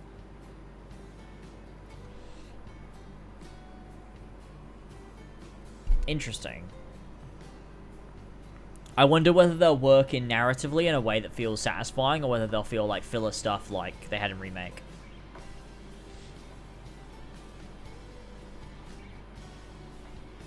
It really depends how they're executed, right? Yeah. Okay, Director Hamaguchi says that Rebirth's story is depicted as you would adventure through the world map from your departure from Midgar up to the Forgotten Capital, and the scenario is heavily centered around the characters' relationships. Okay, yeah, Final Fantasy VII. Therefore, he thought it would be best to have a battle system that matched the game's world and scenario, hence the focus on collaboration. It was Endo who proposed coordination in both action and ATB aspects of combat. Cool. Kitase says that Final Fantasy VII Rebirth will follow the flow of the original story, remaining largely unchanged, but beyond that, there'll be parts that make you wonder, just like in Remake. He thinks that in a sense, these will be more prevalent in Rebirth, right? Yeah, alright, fair enough. Sounds about right. Nomura says that Zack is the key to the mystery they've worked into the Remake project. He reiterates that the main through line of the story will be follow the original, but a new mystery will run parallel with it. See, what this implies to me, actually, is they have almost separated the sequel from the remake, because in Remake it's way more interwoven, but in this it feels like they've gone right, Cloud and the gang, OG, switch to Zack, remake sequel stuff. But I guess only time will tell for that one. Kitase says that it's important to end Final Fantasy VII Rebirth in a memorable way that will set the stage for the third and final entry, the shocking scene in the Forgotten Capital. He believes they've done things in a way that will generate much anticipation for Part 3.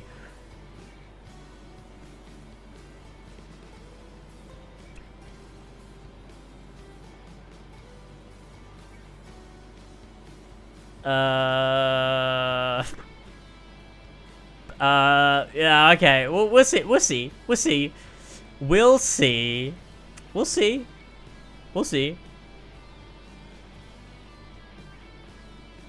They're gonna kill Cloud.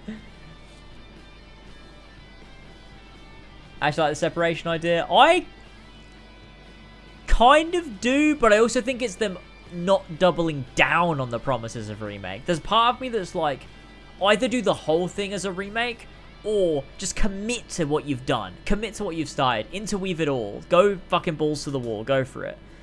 I mean, it will. It will. Let's be honest with ourselves. It's not going to be as separated as we think. I don't think. But bonkers nonsense in the Forgotten Scene the same way it's pasted in the end of Part 1. Yeah, maybe. I mean, it depends, right? What can they do? Like, dude, I think we're gonna have. I cannot wait, dude. I can't wait to stream this game. It's gonna be so fucking fun to just sit here and stream Final Fantasy VII Rebirth and get to experience all this shit, just to see where they take the fucking story and what they do at the end. I can't wait. I genuinely can't wait. As much as, like, I might come to think it's bad, like, I don't care. I'm gonna have so much fun with this. It's such a, like, it's honestly so weird to explain my connection to Final Fantasy VII, because I don't love what they're doing with Remake on, like, a critical level, but if I forget that bit, I could just sort of, like, have fun with it, because it's just so batshit fucking insane.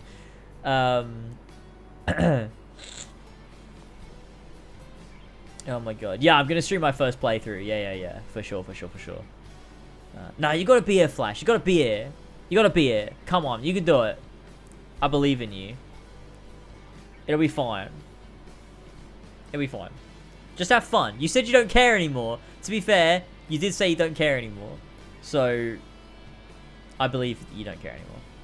You spent like a day before streaming it. I need a 10-hour head start. Yeah, that's fair. That's fair. I'll wait a day. I'll stream it the day after it comes out. I hope. I'll try and be there. Dude, that'd be so fucking funny. You need to finish Final Fantasy VII. You need to get on the Final Fantasy VII pipeline.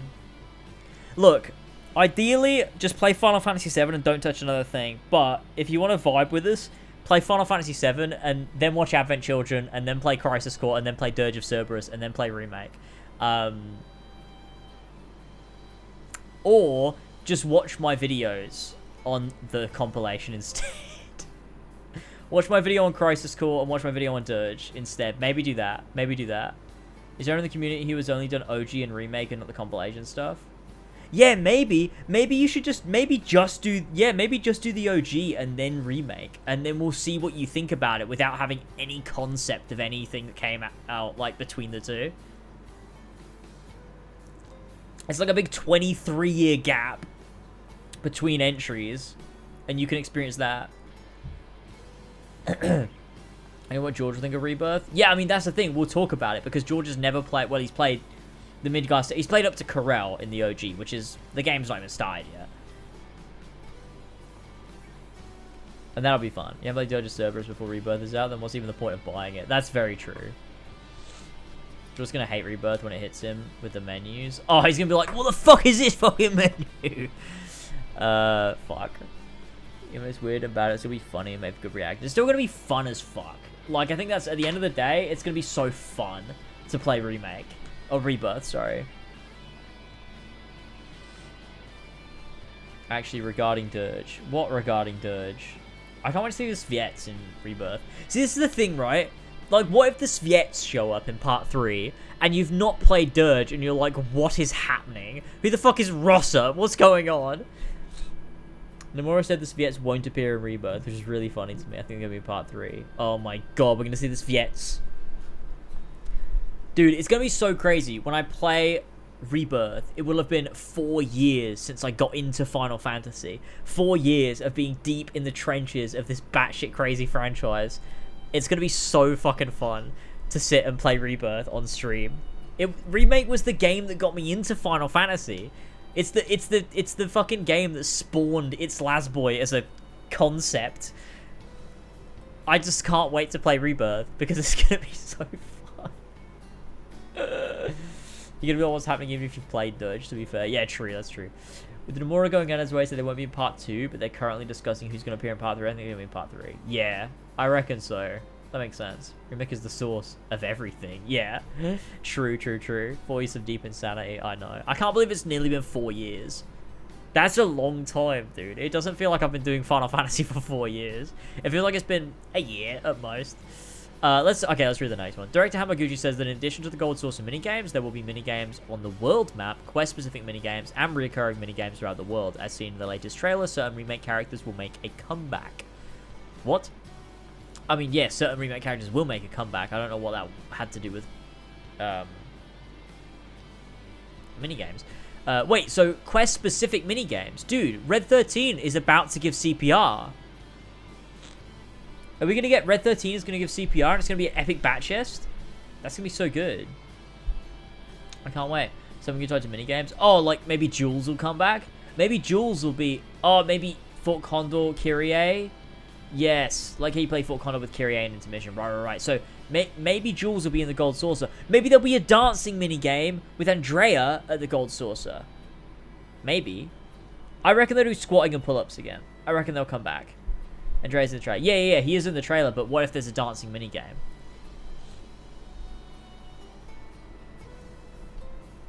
I haven't Final Fantasy in over 3 hours. The stream has done a wrench in my plans to play some more today. Yeah. Oh my god. He found the minigame and the girl canonically dies. Well, it's a space-time fluctuation is what it is. If you fail the minigame, if Red doesn't resuscitate Priscilla, it's a space-time fluctuation. That's just how it goes. Elva server? Alright, hold on. Shit. Hold on.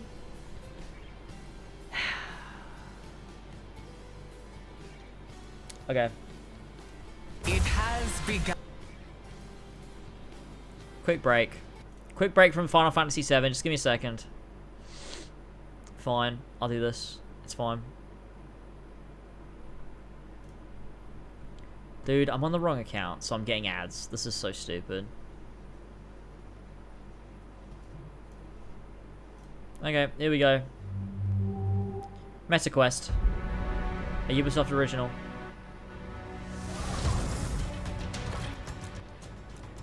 Come in. This is the Brotherhood. Was that Rebecca? Abstergo are working on a way to use ancient Yep. technology. Yep. Oh, they've changed their models and again. align them to Templar beliefs. The secrets What? of that technology are still hidden in the newly discovered memories of 3 assassins. Connor. This was my the Final American Fantasy VII before revolutionary. Final Fantasy VII Assassin's Must Creed. strike now. Wait, was that Noah Watts? He was about to say Align Cassandra. them to Templar beliefs. The secrets of that technology are still hidden in the newly discovered memories of 3 assassins. Connor, the American revolutionary. I must strike now. That's not Noah Watts. Why do I care? Cassandra, the Greek Oh, mystics. that was... The Yeah. time for talking is over.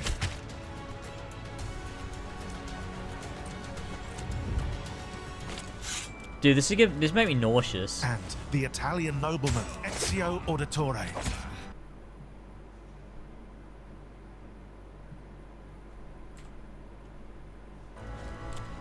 And the Italian nobleman Ezio Auditore. Who? And the Italian nobleman Ezio Auditore. Nah, what? One more time? And the Italian nobleman Ezio Auditore. Nah, I don't know who that is. Is that a new character? I don't know who that is. It has been far too long. You need to go undercover and stop Abstergo's plans It has been far too long. Same. at all costs. Time to go to work. Wait, he said 3 assassins. When did Cassandra join the assassins?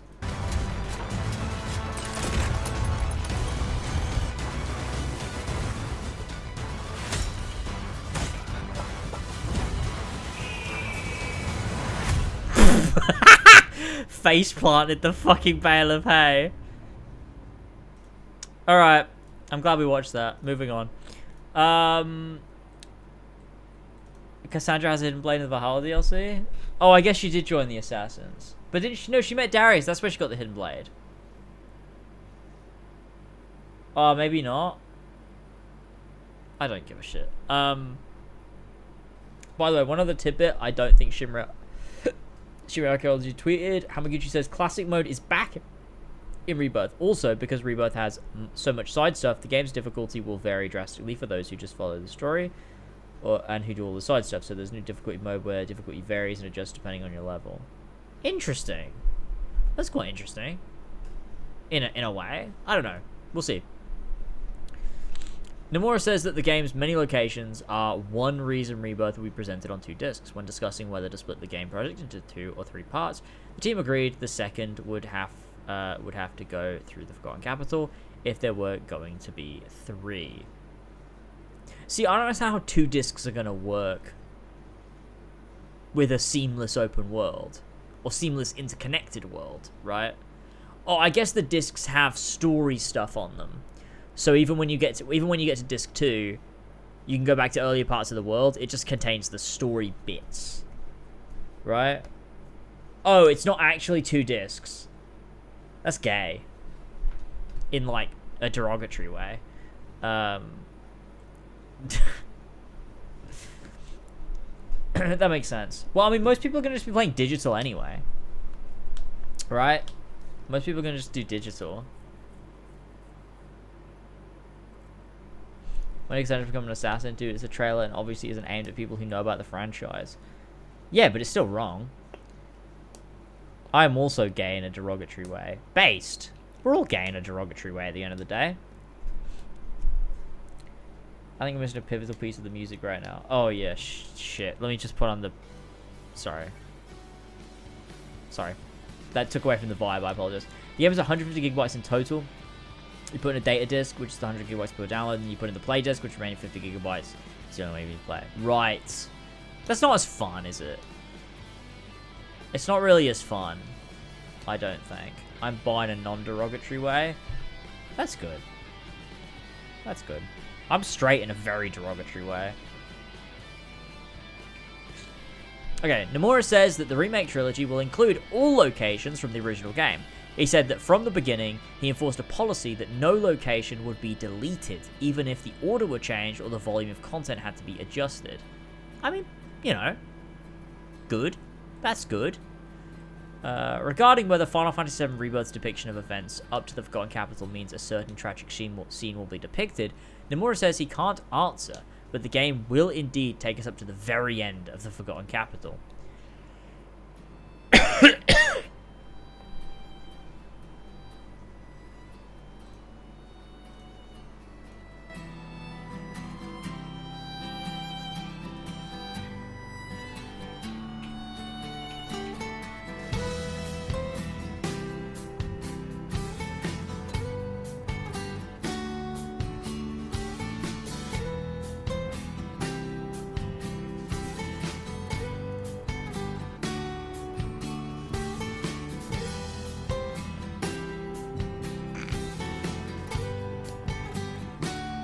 I agree.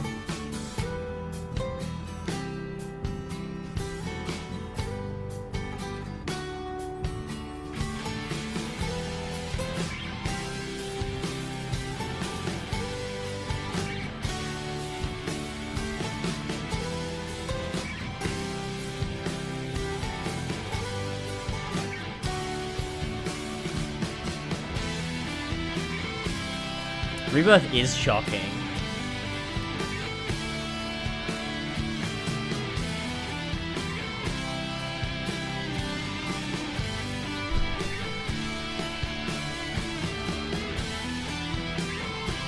Oh boy.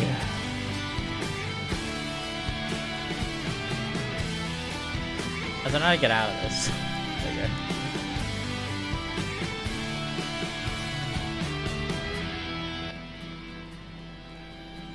Okay, you gotta reacquaint yourself with the cast of Final Fantasy Rebirth. There's no point in wasting our time worrying about fate if we can't change it. Cloud Strife.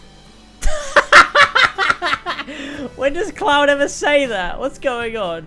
I see you wanted to talk about achievement in the game. I just said it isn't Hamaguchi. That's a huge fucking L. That's a huge, huge L.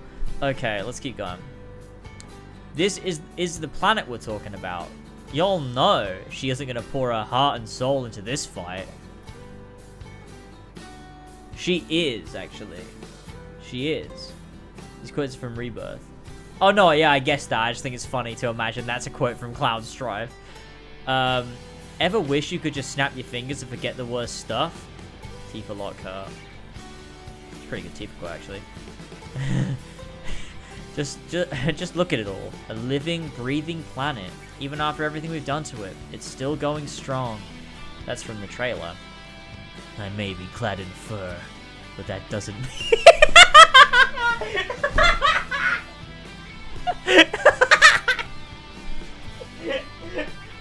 Dude, that's so good! That's such a good quote! That's such a good quote! I may be clad in fur, but that doesn't mean I'll purr! Nojima did take good care in writing that Aerith quote. That's for damn sure. If we win, you get the honor of serving yours truly. Alright everyone, by popular request, a fortune or two to steer you true. Don't be afraid, it's not death, it's a homecoming. I don't know, hopes? Dreams maybe? Something like that.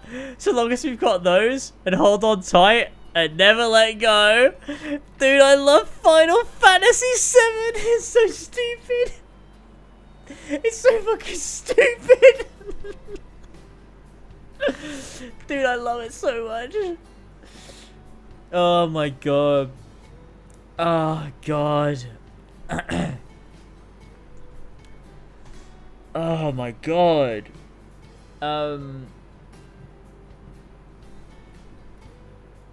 Hopes, dreams maybe? Perhaps a bit of honor too. Oh my god. To be fair with this line, like as much as it made me laugh, I'm so glad it doesn't say like dreams and honor.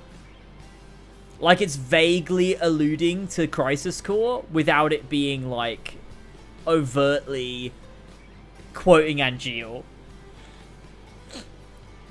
Oh my god. Dreams and honor will be set 100%. Like just like Cloud is definitely gonna say the price of freedom is steep at some point.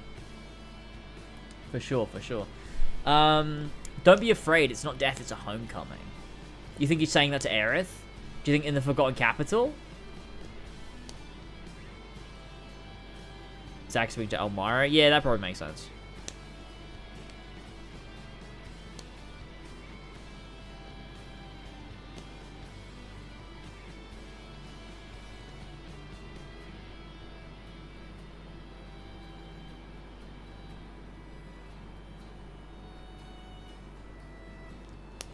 No, the Forgotten Capital, but who else would death be a homecoming for? When are they going to directly quote Loveless Act 1? Dude, I need it. I need Loveless. Dude, I love Final Fantasy VII in, like, the most stupid way. Like, like Final Fantasy VII, the game, I really earnestly love. The rest of it, I love in the most twisted way possible. I love it because it's just so fucking funny and stupid, but, like, I just love it because, I don't know. I can't explain it to you. Maybe Cloud before he kills him? Yeah, maybe. Thing is, he's not gonna kill Cloud because he needs Cloud's memories to... Or he's trying to disconnect Cloud from the things he loves, right? That's the point. So, killing Cloud would be... I mean, it would do it, but, like, I don't think that's the point, right? He's gonna stab Barrett again? The quote is he's talking to Barrett. That's really funny. I think Cloud will try and kill Tifa. I mean, there's the whole aspect, right? Of him, like... Of him trying to fuck with him about Tifa. I've ordered food from a dodgy takeaway place trying to see if I die or not. Dude, I hope you don't. But, you know, it is a roulette. But I'm happy for you. What if he keeps trying to kill Barrett? It just never works out. The Whisper's shop again. Only two clouds if worlds merge. True. Imagine if there's two clouds. I feel like Sephiroth is messing with Aerith, because, like, from perspective of Sephiroth, who I'm sure is aware Aerith is also time traveling or whatever, is like hinting at the idea that he's gonna kill Aerith, and thus it'll be a homecoming for her to do it again. But then I think in the end Sephiroth is gonna kill Tifa instead. Dude, this is gonna be mental. At least it's not Fry Chicks. True. You can't really go worse. Once you want, like, from Fry Chicks, you can only go up. They got their sign stolen recently, which is quite funny. Yeah, they're so clearly not going to die. Yeah, I think so too. Even though Brennan White accident reaction is just so obvious. Yeah. It's not a death, it's a homecoming. That's why part 2 is going to be so fucking interesting. Dude, when you say interesting, I agree. But differently from that.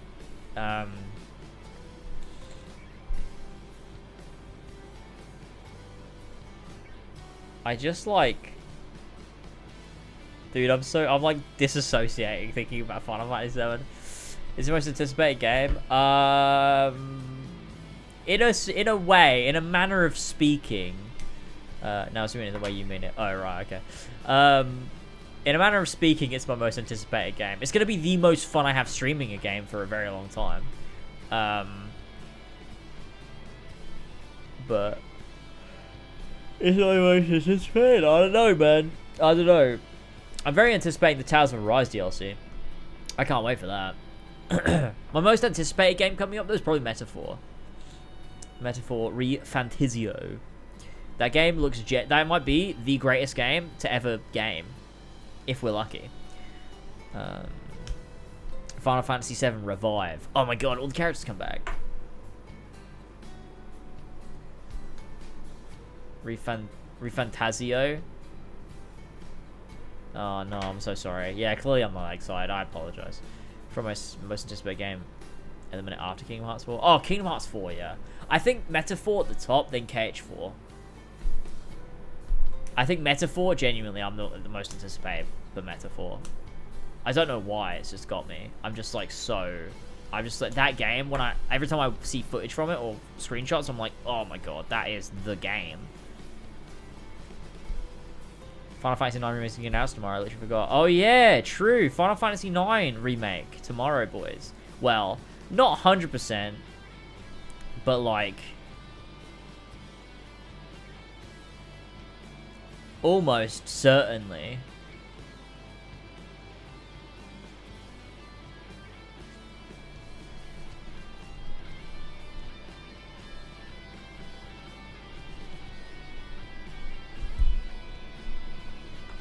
If it's not there, then it actually doesn't exist. Yeah, I think that too. When is the Square panel again? 1 PM BST? 2 PM BST, I think. Hamid, you said you'd be there, you motherfucker! You literally lied to me! You lied to my face! You big bitch!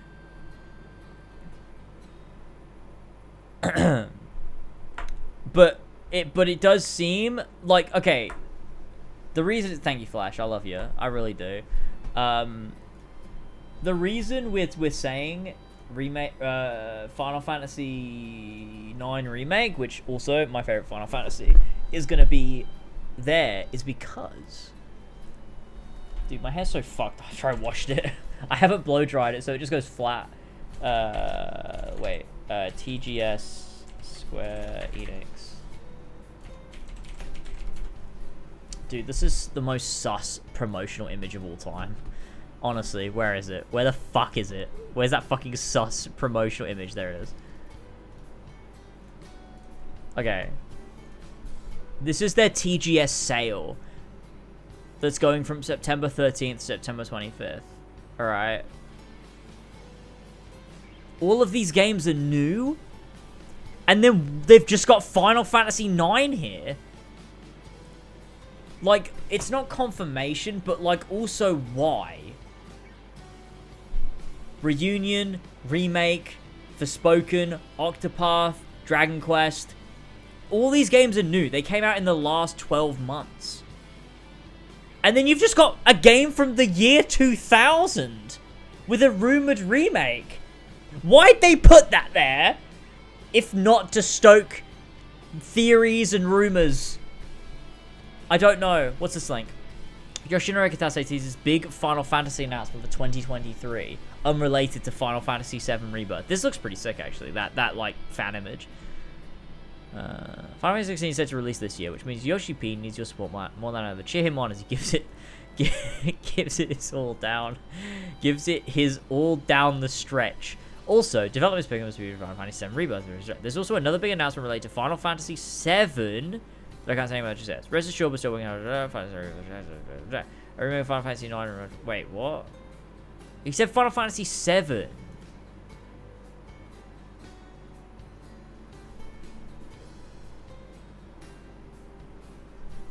Is there another bit? There's nothing here.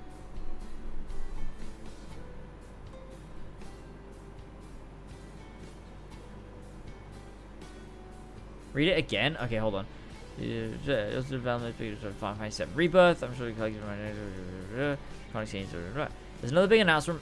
Oh shit, sorry. Dude, I'm so fucking dyslexic.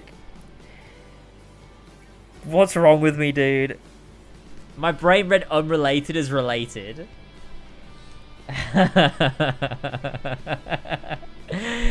Dude, I swear to God. There's another announcement unrelated to Final Fantasy VII that I can't say anything about. He doesn't say a Final Fantasy thing, though. But it's Kitase, so it must be Final Fantasy. Yeah, he's obviously talking about 9. This just also, like, dude.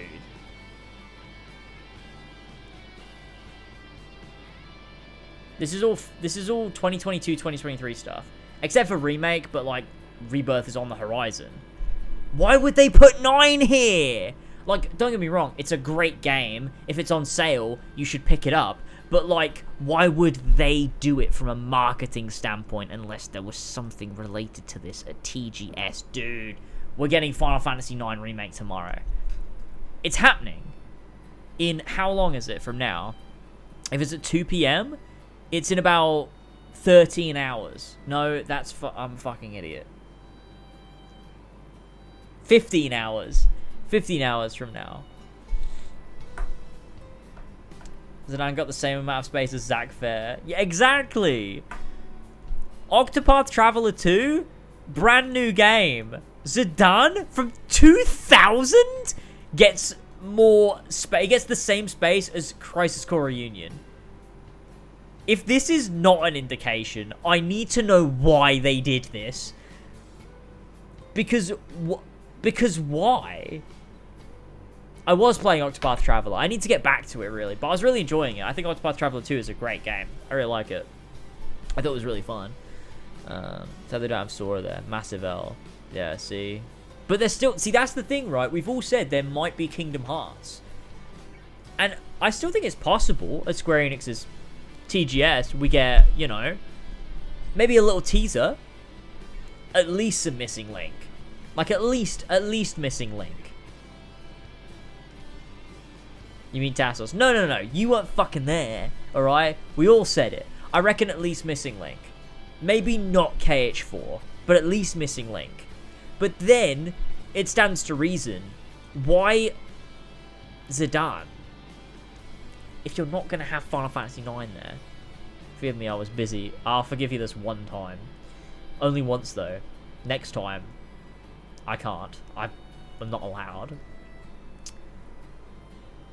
What time are you going to be streaming? I'll start at like midday to 1 p.m. sort of time, and then we'll just vibe for a bit, maybe play some Ever Crisis, and then find the event, because I don't know where the event's being streamed.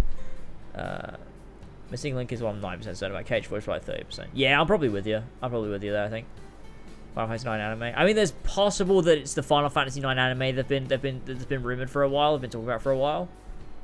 But surely not. That would be such a disappointment. Well, in a way, it would be a relief. But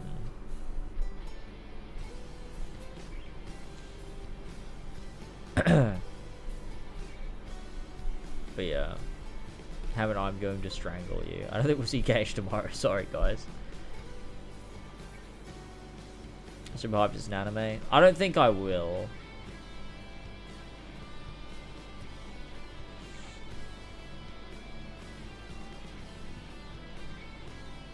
I think I'd feel... I don't know.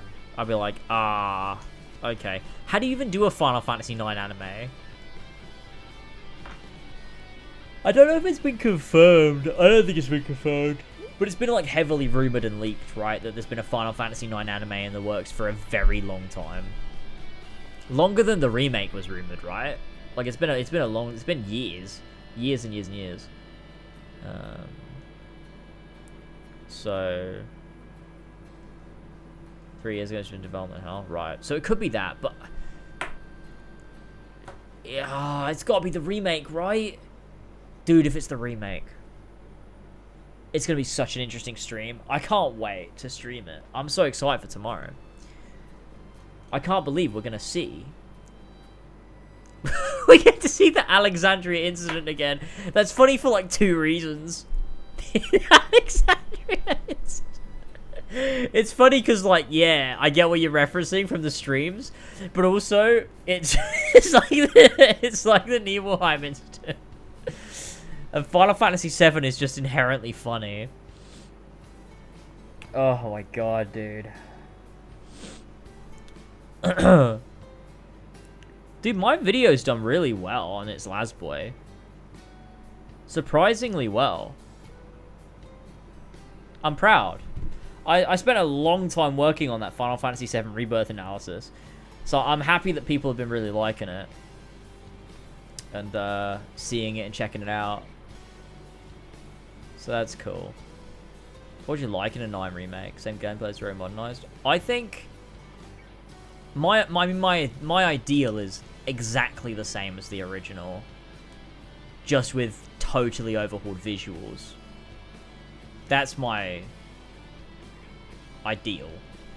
But even when you overhaul the visuals, it's gotta stay true to the art style and art direction to convey, because sometimes you use art direction to convey tone and narrative and stuff.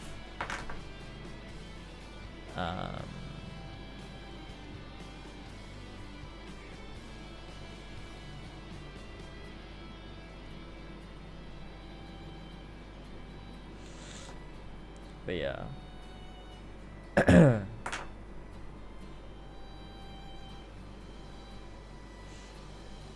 With 7 remakes, there's some fuckery incoming. I don't think so. I think because, I mean, you don't have, I mean obviously Kitase oversees everything Final Fantasy, but he's not directly involved like he is in Remake. You don't have Nomura, like, you don't have Hamaguchi, like, it's a different vision, I think, Final Fantasy IX Remake. I think if they made every remake and went, let's introduce whispers and time travel and this and that, it would become, I was gonna say it become trite, but it already is. But, like, it would become more so than it already is. I think what they want to do is, Remake is an evolution of the compilation sequel material. Final Fantasy IX Remake will be a actual remake, more in line with like Capcom's Resident Evil remakes, I think, but maybe even more authentic to the original. Like, I don't know, I can't imagine them going for like a 7 remake combat system, like real time, third person, camera angle. I just can't, like, I imagine it to play just like Final Fantasy IX, but it just looks really pretty. I don't know, man. Final Fantasy VIII Remake the most for multiple reasons. One, it's not that good and could actually benefit from it, based. If they're going to do a weird 7 remake type shenanigans for another remake, it might as well be Final Fantasy VIII, which could actually support story-wise. Exactly! The whole... like, that's the thing. If you're going to do what Final Fantasy VII Remake is doing, do it in Final Fantasy VIII or Final Fantasy I. Like, games that revolve around time travel as a central plot element. Why are you doing it in Final Fantasy VII? Of all things. Zidane and Kuja's voices from Dissidia? I don't think so, no. Link me. I'll react. It's weird because to me, Zidane is English. Well, they're all English. Final Fantasy IX is... everyone's English. Oh man, yeah, oh my god, Najima didn't take care when writing Quina's dialogue in Final Fantasy XI Remake. I love the Final Fantasy XI Remake. Oh my god. Dude. Final Fantasy, dude. Final Fantasy. Final Fantasy's consumed my life. Do you know what's so funny? What's so fucking weird? Is that I've made a second channel all based around Final Fantasy when I love Kingdom Hearts so much more. And I don't think I've made a single Kingdom Hearts video on its Lasboy, which is stupid. Kingdom Hearts was my entry into JRPGs in general. Yeah, I've made a channel based around Final Fantasy for some reason. Final Fantasy and the odd out-of-date Persona 5 Royal video. God. You're a Final Fantasy fanboy. You aren't beating the allegations. I will fucking fight the allegations in a court of law. Maybe something is nice to keep it personal. True, but I'm gonna go hard on Kingdom Hearts when KH4 is near release. I can't help myself. All right, let's go. Hang on. Okay, I can't fucking... Come on. What do I press? Is it Alt? Do I hold Alt? There it is.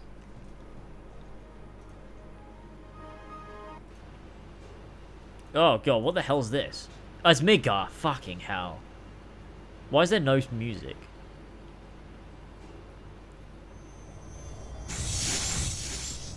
Zidane and Terra. So it's close by now? Oh. Is that Zidane?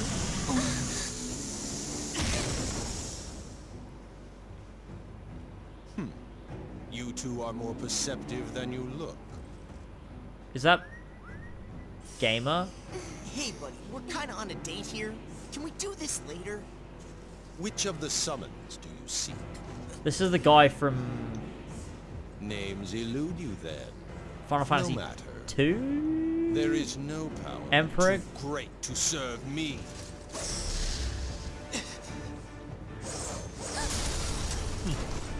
Sephiroth! Epic style. Terrifying Sephiroth? Dude, this is sick.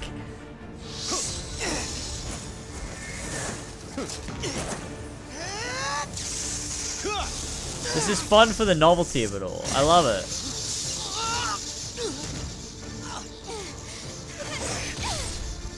I'm coming! I think not. Your pluck is admirable, but alas, once we have what we seek, we shall dispose of you. The Final Fantasy II Emperor. Tribe, good luck! They're on our side!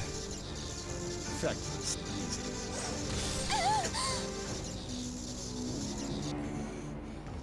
So sorry. Huh. Wouldn't want you dying too soon. Epic style. Good. You have some life left in you. Oh my god. There is no one to help you now. It would seem that is my cue. Kuja!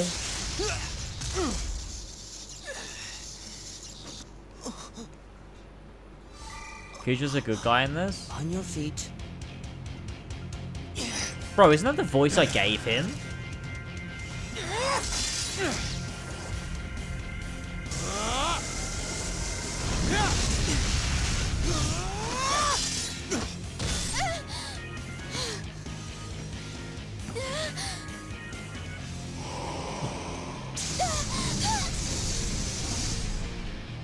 Dude, Kuja fighting Sephiroth. Oh my god, dude, look at his If you would design. dance, then allow me to take the lead. Oh, it's playing the music.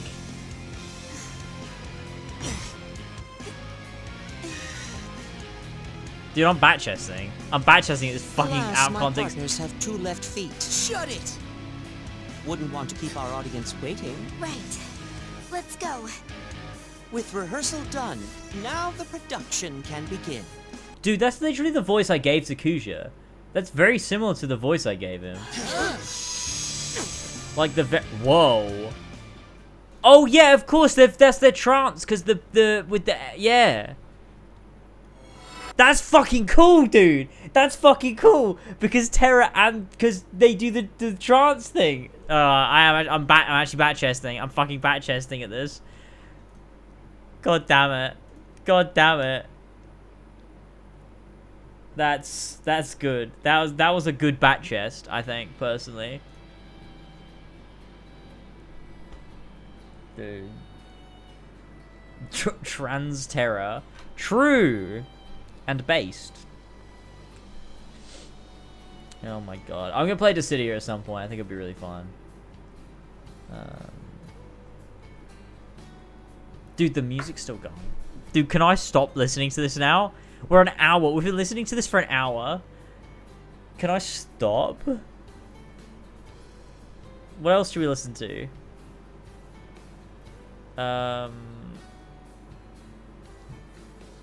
Like, listen to the whole soundtrack? Wait, hold on.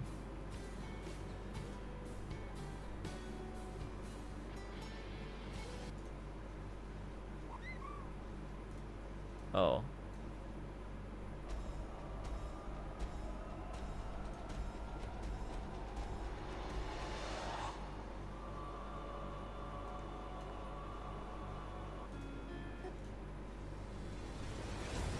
Oops. Okay, this is the Final Fantasy VII soundtrack. This will do.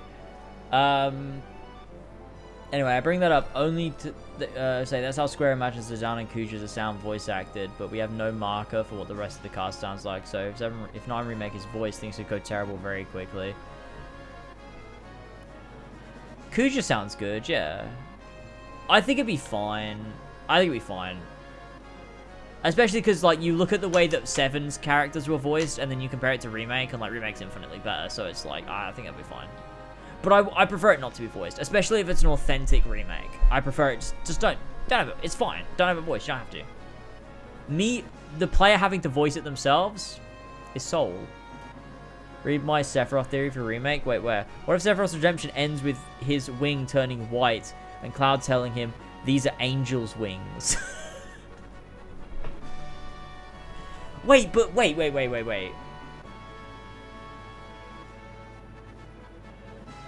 Wait, did I dream this?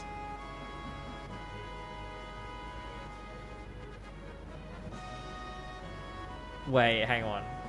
Was there a recent something where Sephiroth appears with white feathers? Oh, yeah, no, it was Ever Crisis. It was Ever Crisis. It was Ever Crisis. It was Ever Crisis. Dude, I genuinely thought I dreamt it. I genuinely thought I dreamt it for a minute there. No, yeah, it was Ever Crisis, where he appears with the white wings. Oh my god, dude, no! That is what's gonna happen. Oh, his wings gonna go white at the end of part 3, and then he's gonna be good guy again. I think we've cracked it. I think we've cracked the remake code. Say for Sephiroth's wing is white? What does that mean? What is the implications of this for Final Fantasy VII? I need to know. I need to know. What does this mean? Do I need a fucking haircut? I'm crying here.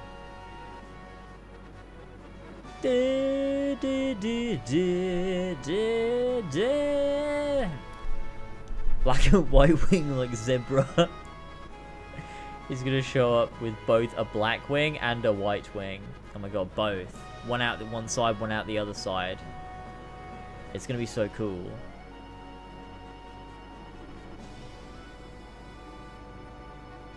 Zebra. A fucking zebra. Hey man, you seen the zebra in the zoo? It's so cool, man.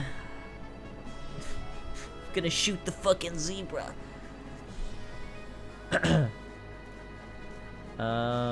Rebirth is shocking, guys. Rebirth is shocking.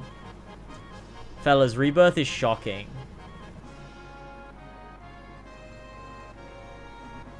I'm gonna follow Shimmer Archaeology Department, but I will never see it because I don't know if you know this about me, but I don't use Twitter anymore. So, you know, just, you know, kind of cool piece of information for you there. What do you think, guys? Ah, so cute.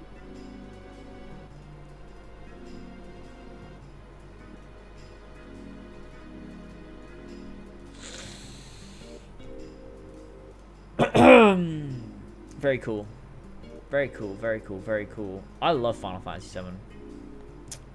More than that, though, more than what I love about Final Fantasy VII, that I love very much, is that I really, really love Final Fantasy VII fans. A lot. A lot, actually. A lot. Really, really, really a lot. Much. I'm gonna run whoever runs the Can You Pet the Dog Twitter account. I'm kidding. Did you mention not being on Twitter the same amount of times Zelda mentions a cake story? Fuck, yeah, true. True. Fuck. You should Twitter for hours, to be fair. Maybe stop lying, man. I don't know. Oh, true. You actually use Threads. I use it as an outlet when I have a thought that I would normally tweet. I post it to Threads, but I don't like use it. I use it to post thoughts and get them out of my head.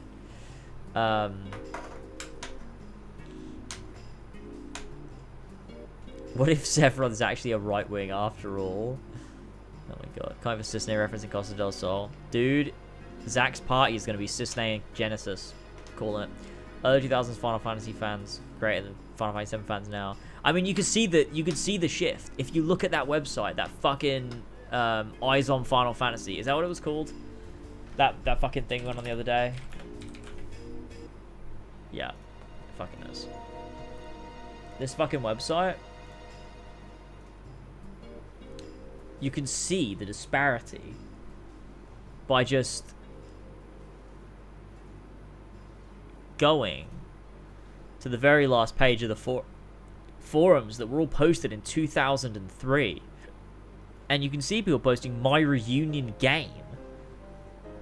Final Fantasy is my absolute favorite RPG. I read a post here a while back for a challenge by not using materia throughout the whole game. Well, for my 7th time through the game, Bat Chest, I decided to do that. I already started and I'm almost level 10. I'm at the 2nd reactor. I started today. It just so happened that when I read that, the next time I play Final Fantasy VII will be my reunion game, my 7th time through. I hope some of you have also tried this. See? This is great. I'm sorry. This is a reunion, fellas. Help!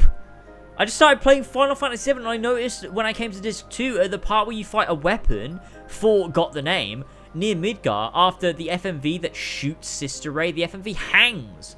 I was just wondering, is there any way to skip FMVs? I don't know about L1 plus L2 plus R1 plus R2 plus select plus start, because it resets the game and I'm back where I started. Dude, 2003 was a different time. Different time. There is stuff really cool at reading 20-year-old posts. I actually really love this site. I love it a lot. Final Fantasy VII 2 announced, guys. JK, but it may happen. Holy shit. Square Enix considering Kingdom Hearts sequel and Final Fantasy VII 2. Dude. Square Enix designer Tetsuya Nomura, known as the character designer for the past Final Fantasy titles and Kingdom Hearts, made a number of comments regarding possible sequels. On the issues of Kingdom Hearts sequel, Nomura stated that he would like to clarify that a sequel has not been officially announced at the current time. Nomura said that although he hopes that the title will be developed, Square Enix and Disney have not made any agreements yet. However, Nomura hinted at the possibilities are good, saying that there were already some talks with Disney about making a sequel while Kingdom Hearts was in production. I love this! This is so wholesome! On the possibility of a Final Fantasy VII 2, Nomura said that the chances of it happening are unrealistic. Okay. Nomura explained that Final Fantasy X-2 was able to be released since it utilized the Final Fantasy X engine, allowing for production of the game in only 1 year. In 1 year at only half the usual development scale of a Final Fantasy title. However, to make Final Fantasy VII 2, everything would most likely have to be created again from scratch, since the data from the original Final Fantasy VII cannot be used. Thus, producing a Final Fantasy VII 2 would require the development scale of a normal Final Fantasy. Almost like it would have to be remade. Almost like if they were to make a Final Fantasy VII 2, they'd have to remake it. Right? Right? Right? Oh my god. Oh my god. KH2 speculation. Before there was even a chain of memories. Dude. Nomura's revenge is true. Oh god, I love these posts. I genuinely fucking love these posts. This game is annoying. Part 4, Temple of Ancients. I hate going around in circles, I really do. Unfortunately, that's what I've been doing in this holy forsaken building for quite a while now. This time, however, I actually made progress before I got stuck. It seemed straightforward at first glance, and rolling stones seemed like user. To be fair, I get it. This game is annoying. Part 3. What sound does Vincent's coffin make? Or what is it made out of? Dude, remake was made for this guy. Okay, that's dead. Dead Link. Look on what would make Final Fantasy VII an even better game, or where is that? Oh, here. What do you think would make Final Fantasy VII even more better than it already is? Nothing whatsoever. The game was simply great how it was. Based, Zack's clone. Based. Quite a few things, actually, but the main thing I would do is to increase its difficulty. It was far too easy. Okay, yeah, fair. The only thing I might change would be the graphics, but then we're talking about a remake, and that's a completely different topic. You're so right. You're so right. That is a completely different topic, dude. It's so true. The graphics are difficulty, not having to press circle to run, a better ending. Well, you're getting it, bro. Do you think Montoya is super hyped about the Final Fantasy VII remake? I think so. I think Montoya is so happy. A split storyline for if you revive Aeris, it would have been like getting 2 great stories in one. Dude, this isn't real. This can't be real. How crazy is this to read through? Following things have made it better. A more thorough ending, a decent explanation as to why Cloud's cell was opened after the escape from Genova from the Shinra building. A better explanation of the capabilities of Genova, a more fitting ending to Shinra. I thought it was kind of rushed. More explanations, yeah, that's what we're getting. A really good game. And there will be a lot of things that I would change, but the one thing they could change is to make the game better, is to improve the graphics. That's about it. Dude, this is so weird to read. Like, reading these, and it's like, they predicted remake. Better graphics, revive Aeris option. That would make the game better, yeah. I mean, it would disintegrate the themes of the game, but, like, it would make the game better. More of pretty much everything. Nomura read this, and he decided that was gonna be the... That's it. That is the thesis statement of remake. Well, actually, all of this. Actually, all of this, actually. Ever Crisis sort of fills this a little bit. This is, wow. A card game, they didn't do that one. Appearances from the characters in other Final Fantasies. A sphere theater type thing. Voice acting, okay. A blitzball type game, but not as wasted. Still my favorite game, though. I say what I think. If you disagree, then that is up to you. When was the last time this guy was online? 2012. Dude, do you think this guy knew? Like, look. 25th of January, 2012 at 1:25 AM. He logged off of the Final Fantasy Eyes On forum for the last time. 11 years ago. James, do you know Kitase want to kill the characters apart from 2 in the party? Yeah, I did know that. Yeah. Yeah, he wanted to kill every party member other than the 2 that you had chosen for the final dungeon to be in your party, yeah. Which, I'm pretty ballsy, but I think the themes work better without it. Must resist temptation for us. Sequelism? This is too much. Darn, if only I could make a time machine and go back in time and tell Square what the fans want to see in Final Fantasy VII. Dude, these read like ironic, like, retrospective comments. They don't read like actual comments left at the time. It reads like this would be a funny thing that we would probably post on Discord to each other, making a meme about remake. It doesn't read like a real thing someone said in 2003, dude.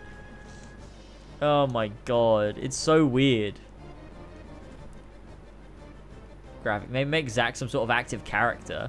Like, when he's with Cloud, you get to fight a bit. Oh my god.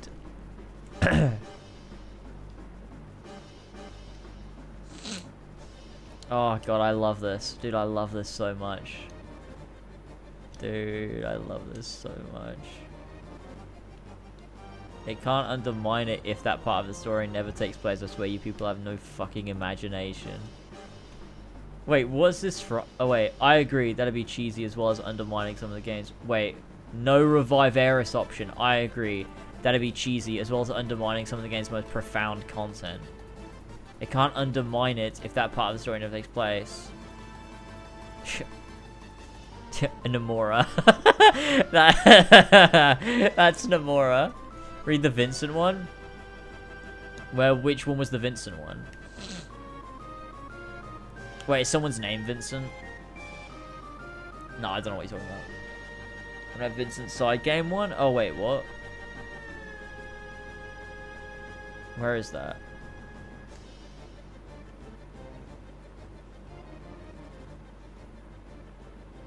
Give Vincent his own side quest, like Yuffie's. He literally has one.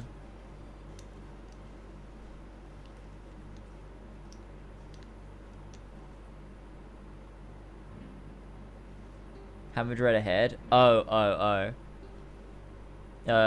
Reviving Aeris would be great. Yes, it's all very sad, etc., but you have to make it really hard to do. Then, whilst newbies and diehard fans alike can experience the true original meaning, the people who actually care about the characters can be happy as long as they realize that comes at a cost. By reviving her, I don't mean by collecting 100 tissues.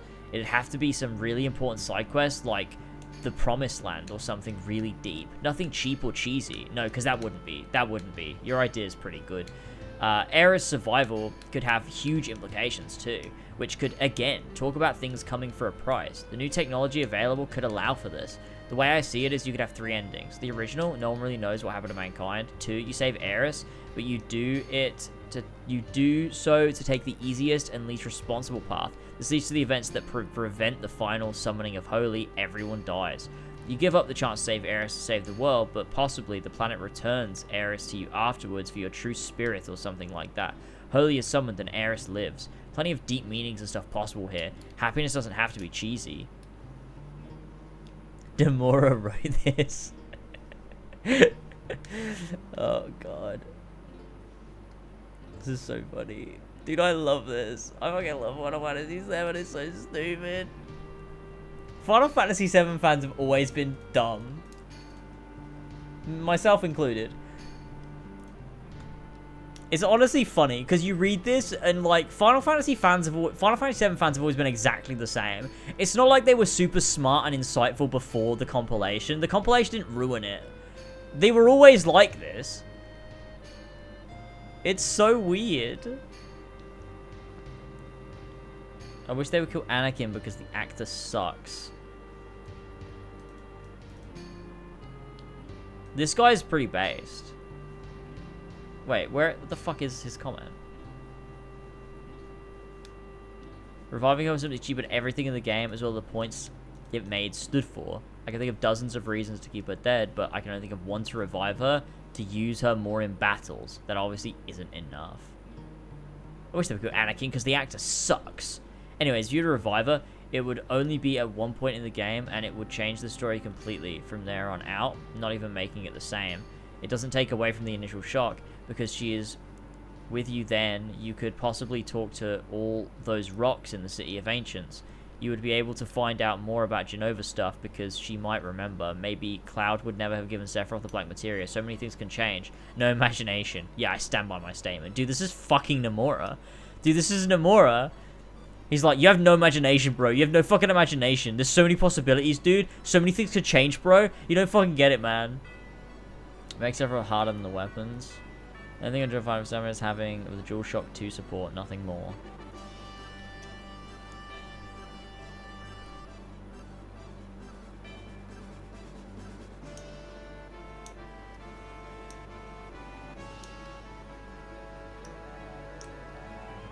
Oh, man. Dude, Final Fantasy VII. It consumes my every waking thought, I'll be honest with you. It really does. I don't think about much else other than Final Fantasy VII these days. Honestly, it's so good. It's so fucking good. I love it. I love that forum. It's my favorite thing ever. It's genuinely my favorite thing ever. I love it so much. It's my favorite pastime. It's the best thing out there at the end of the day. Really? Last night I hit a breaking point. Yeah, I mean, reasonable. If Final Fantasy IX is matched tomorrow, we have to check the Final Fantasy IX threads on their website. Oh, yeah, we totally do. That's a good point. We'll make that part of the event. If it gets announced afterwards, we'll go through that forum and we'll do all that. Ever Crisis time? Yeah, we got to throw on some Ever Crisis while we just vibe for a little bit. We'll keep listening to the Final Fantasy VII soundtrack while we do it. We've got to do a little bit of grinding, and we'll keep chatting away while we UFC with Ollie is officially dead. Oh yeah, shit! I forgot I was gonna do UFC. I guess we could do a little bit. I could jump in and have a go.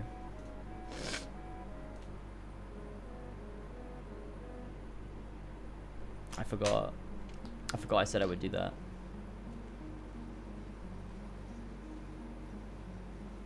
Honestly, when I'm at work and I'm bored as fuck, I just start reciting the events of Final Fantasy VII in my head to pass the time. Dude, that's fucking really cool.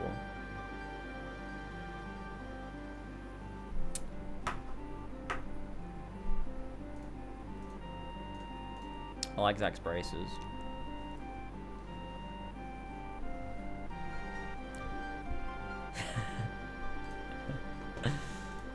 Oh my god. That cloud picture of the profile just showed up on my For You. Dude, I sometimes wish I could just live like that. You know what I mean? And just be like, man, Zack as a puppy? Cloud as a puppy? Cool. So cool, man. I wish I could feel that. Like, I wish it didn't make me feel, like, unreasonably angry. You know what I mean? Do you want to talk about the Zack thing you mentioned in the DMs? Oh, yeah! Well, it was the same thing that Elva pretty much brought up on Discord earlier today. I don't know if I want to get into the worms of it all, though. I feel so chilled out. I don't want to argue. But at the same time, I do want to talk about it, because it was interesting. But I'm trying to think about what it actually, my point was.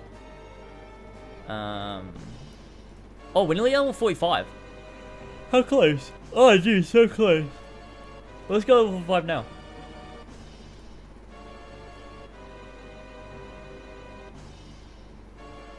Training quest, character XP. I need to go pee and grab a drink. But I'll set this off first. Dortas says to say, you never know when else he'll show up to streams. So true, that's true. Hopefully never. Oh my god, no. Of how Zack fits in the story. Well, it's the whole idea of the way Zack's portrayal and Cloud's portrayal with the memories of Zack alters across different entries into Final Fantasy VII. From the OG to the compilation to remake. I'll have to get into it properly. I need to get my thoughts straight in my head. Let me just set this off to go, and then I'll go grab a drink, and I'll where the fuck's my mic on this? Oh, there it is. Okay, I'm back in a sec. Enjoy the fight animations. And then we'll talk about this. I'll try and get this straight and talk about it. I'll be back in a sec.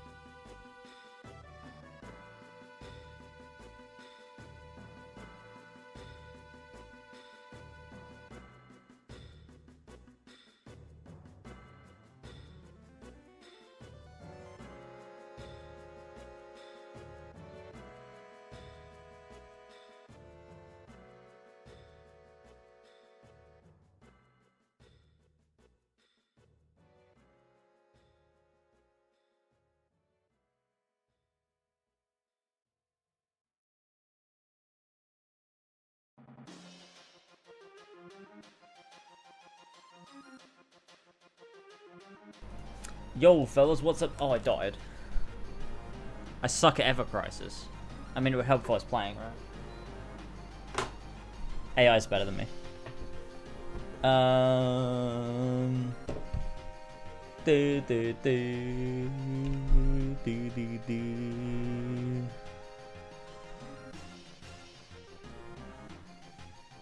How do you get this on PC? BlueStacks.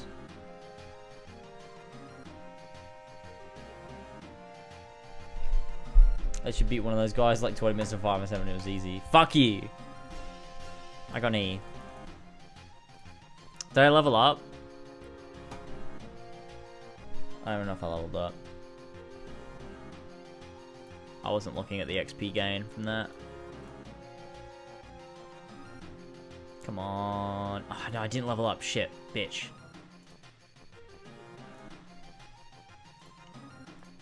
Okay, we go again. We go again, ladies and gentlemen. We go again. There needs to be a higher character XP quest. I'm sick of this. It's way too low. I need more XP per quest.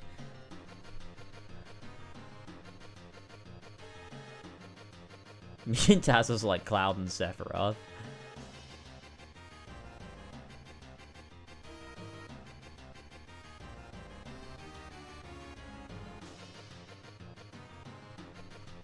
Da, da, da, da.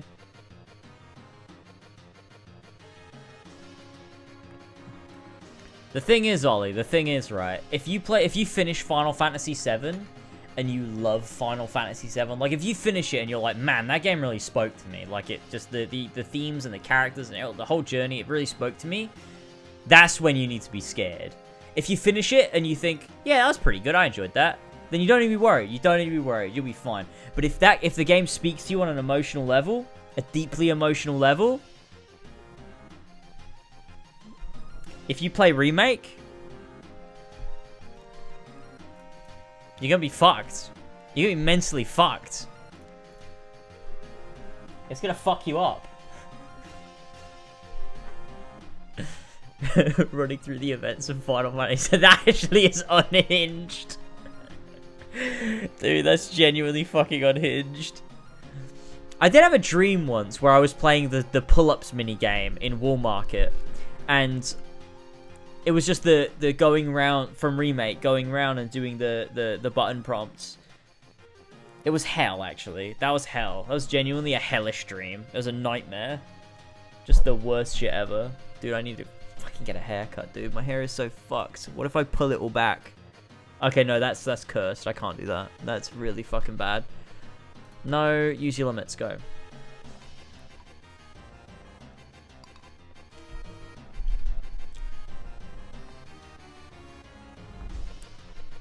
Ah, the unknown journey, yeah.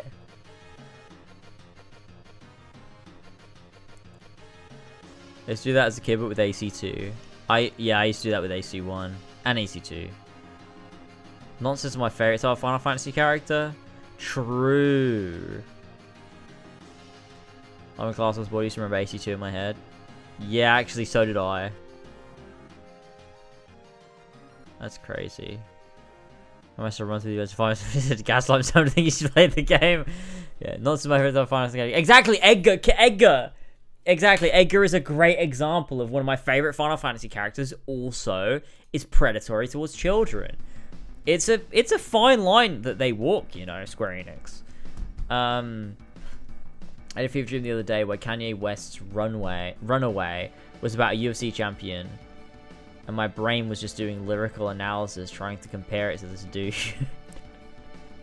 We're also fucking ill, like I couldn't breathe. It's actually a genuine fever dream. Dude, those are the worst fucking dreams, where you're sick and you just dream about something and it's like the most vivid nonsense, and it's like on repeat in your head, like it's all you can think about for some reason. It's actually the worst feeling in the world. I hate that. I genuinely hate that. I fear it when I'm sick. I fear it.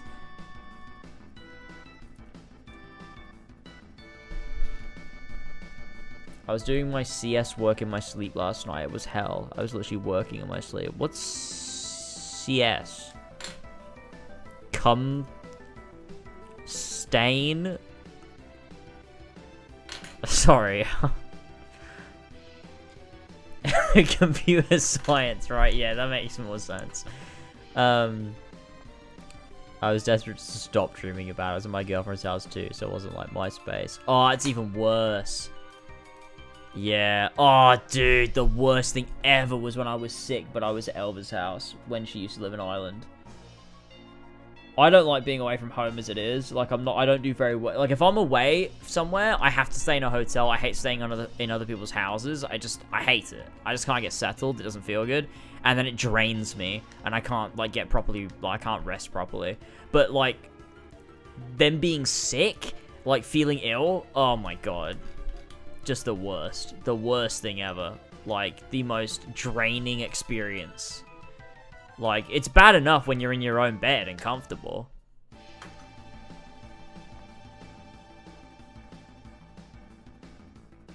I just lay there so I didn't disturb her because she had work in the morning, so I just left my awful fucking awful thoughts. Sounds like it's a suicidal shit. Weird question, but hear me out. Do you feel comfortable when using someone else's bathroom? No. No, I don't. No. I don't know if that's, like, weird, though.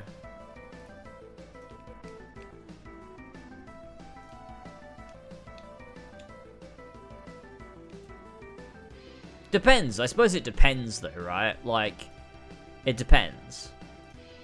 It depends on the situation. It depends on who it, you know.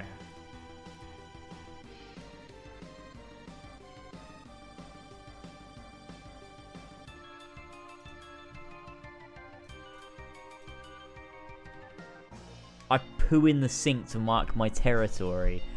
Well...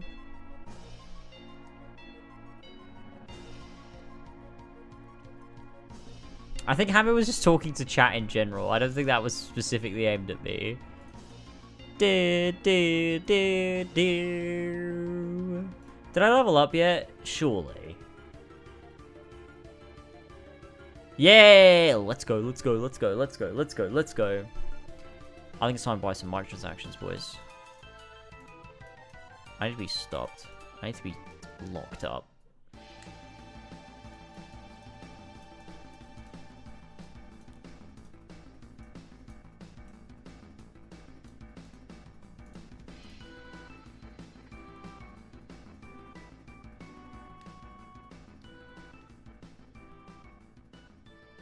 I have to went on other people's beds, but that's kind of it.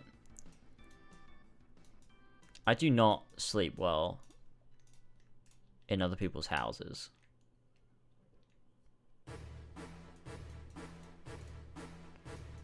Bat chest! Bat chest!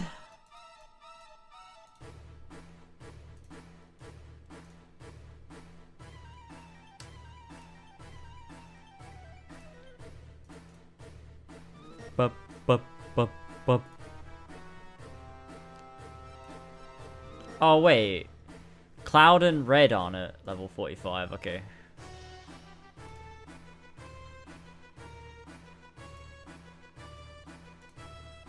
Dude, I can't even listen to this properly.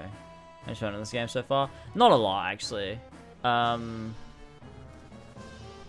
much is that one pack that I got? It was... I think it was like $7.99.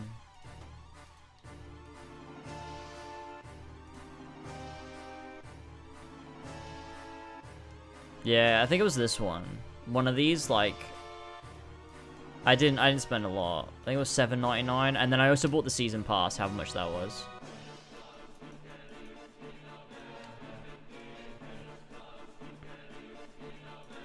Such a bat chest.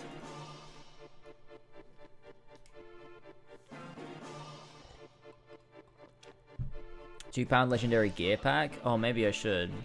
I don't have it on this, on BlueStacks though. I don't have my card's not linked. Do I have money in my PayPal? I might have some money in my PayPal, actually. Like I said, do you know what? I need to restrict myself. Only use money in my PayPal. If I have money in my PayPal, I'll do it. If not, I won't. Dude! good. I have money in my PayPal. Let's go. Wait, what the fuck is this? Oh yeah, sorry. That was my Ever Crisis overlay. I got paid by Twitch like a couple days ago. Let's go, boys.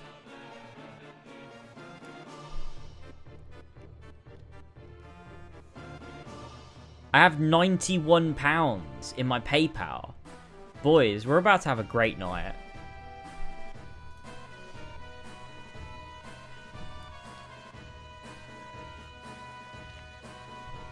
Let's go! Let's go!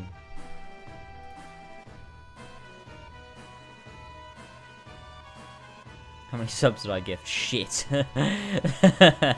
Nah, this is last month anyway, so it's not even you. And last month I barely streamed, so...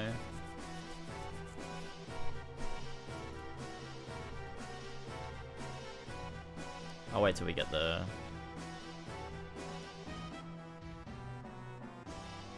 Yeah, let's go.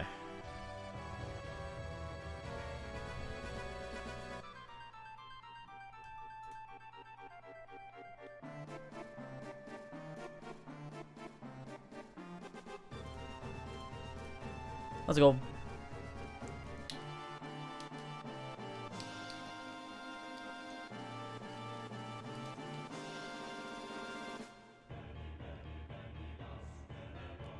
It's not worth it. If it wasn't worth it, I wouldn't do it. True. Can I still call One Wing Angel a banger? I mean, in context of the original, yeah. There's a vibe the original has that no other version has managed to, like, capture.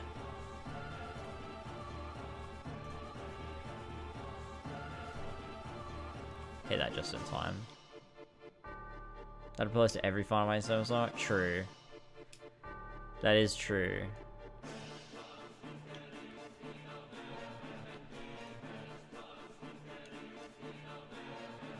Although, I think Remake gets pretty close. I mean, it's composed by Uematsu, so like the guy had like direct control over what was being like of the work. But it's not as good as the original.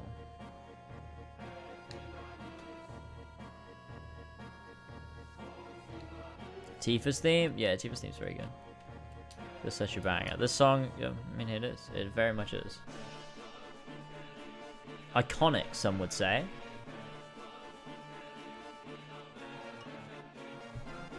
I know what it's from.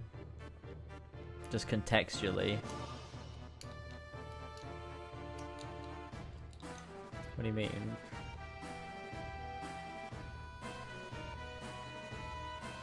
Can't know One Wing Angel. Yeah, true. Everyone knows One Wing Angel. It's like even if you've never touched a game in your life, you probably know who Sephiroth is, to be honest.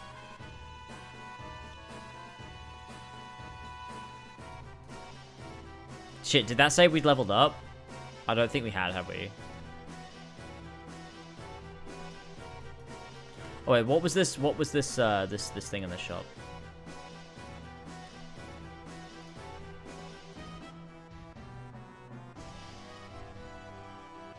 Wait, was it this one? The legendary pack? Yeah, the exchange voucher. Wait, hold on. I just gotta Okay, no, can we change this? Can we make this PayPal? That's the as always PayPal.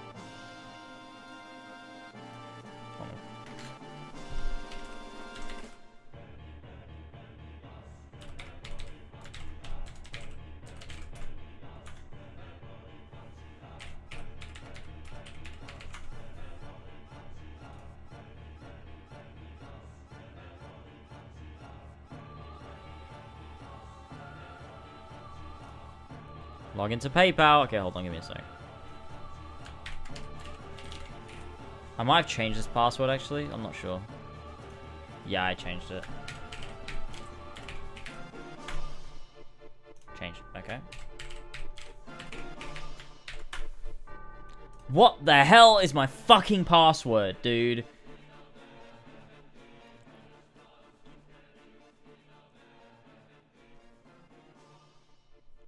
Hang on, it'll be on my phone. PayPal. Ah, right. Got it. Let's go, JDs and gentlemen. Yeah, receive a text, please, so I can confirm.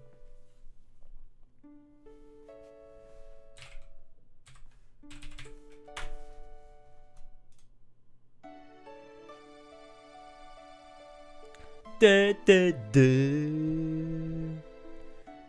I know that, and like some other very basic thing, and also one, I think, quite big spoiler from Final Fantasy VII because it's a classic video game moment. Alright. Yeah, I'm sure I know what you're talking about. James, can I recommend an emote that you can add to BTV? Yeah, sure. I have so many spaces left. Shit. Your purchases. No, just purchase it through my fucking PayPal account. Oh, don't make me use my... Okay, I'll use my credit card. God damn it. Oh my god, dude, please, can we just remember this device? Dude.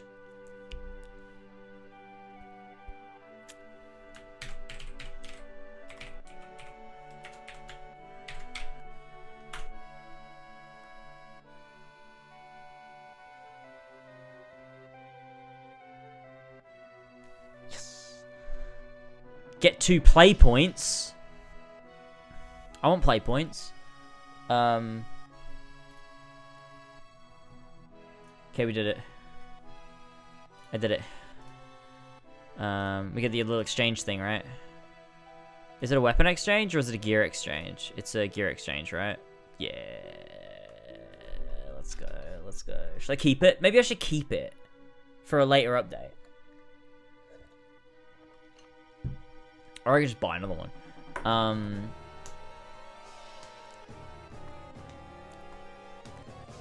What do you think is going to happen at the Forgotten Capital in Rebirth?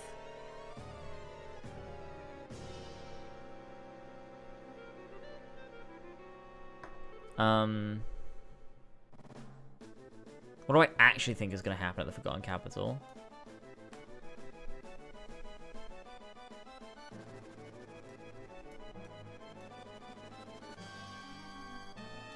Who's this for? Oh no, I don't want to buy outfit for him. Fucking nobody. Is this oh, it's Barrett. Okay. I assume this is Tifa. That's pretty cool. Is this Cloud? That's kind of cool. This is Aerith, right? I love this one. That looks so cool. Is this the boy? It is. That's Glenn. I kind of love that one.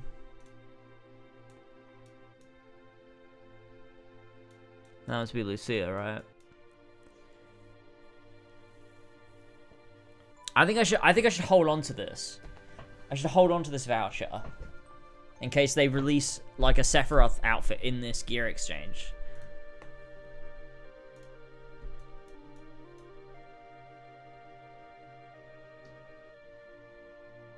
Don't do it, Mac. Don't do it. Don't dog the boys like that.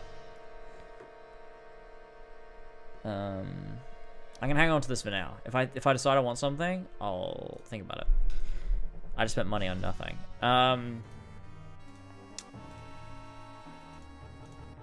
Okay, the Forgotten Capital. What do I think is gonna happen there?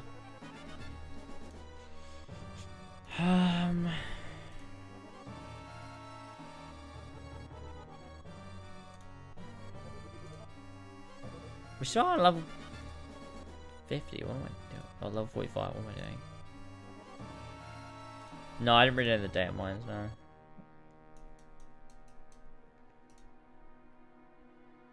I find it hard to believe the OG events won't just play out. I find it very hard to believe they're gonna go that. Like, I just... Until I see it before me,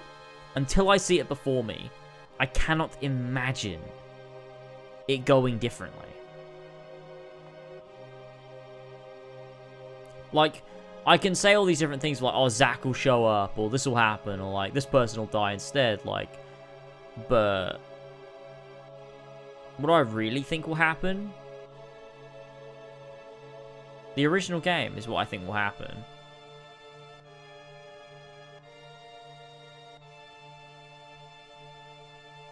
Because I just can't imagine...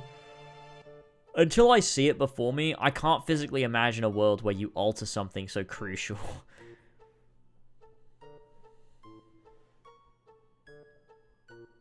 He doesn't know about the maid. Wait, what?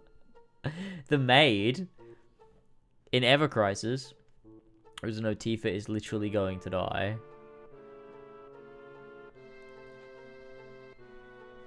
I just can't imagine it being so... Dude, I can't wait to stream it. It's gonna be it's gonna be maybe the best stream series since Persona 5. Like, for totally different reasons. But we're gonna remember it for years to come, I'm sure. A maid costume for someone in Ever Crisis? Wait, a maid costume for who? That's the question. Zack? I don't know.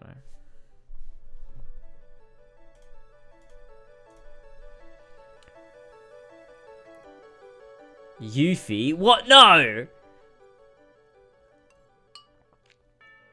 The outfits and the things again that pique my interest. Hey, see? It is pique my interest spell like that. They should have more. They should, actually. They should. They're really adding a maid outfit for Yuffie?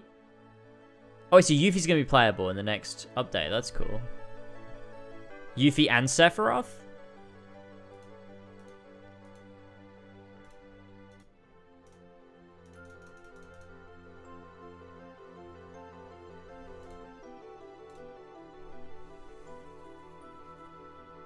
That's crazy. As the Thermosy Reload will take over it. Look, Persona 3 will be also a great stream series. That is confirmed.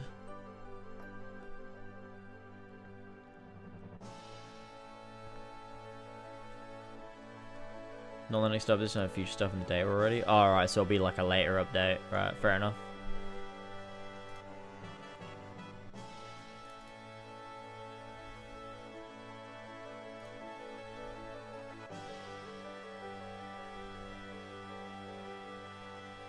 So that's a Dragoon theme skin? Okay, that's pretty cool.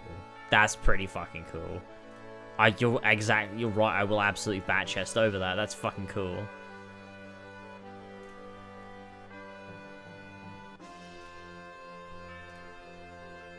Is Red the last man? Oh no, because I just switched him. That was a mistake. Let's move back to Zack. Cloud is getting fucking bodied by this thing.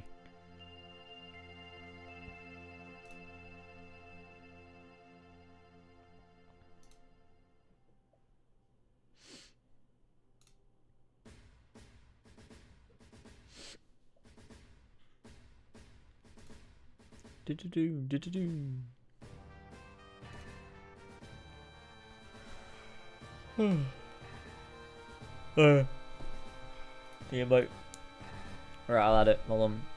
Oh, classic. Yeah, okay. Okay,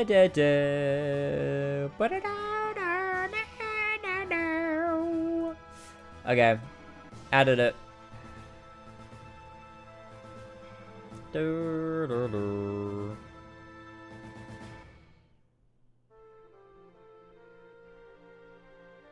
Cloud Jam. Also add this. Okay, hold on. Okay. Omega Dance. Added it. I have so many spaces left for emotes. Oops.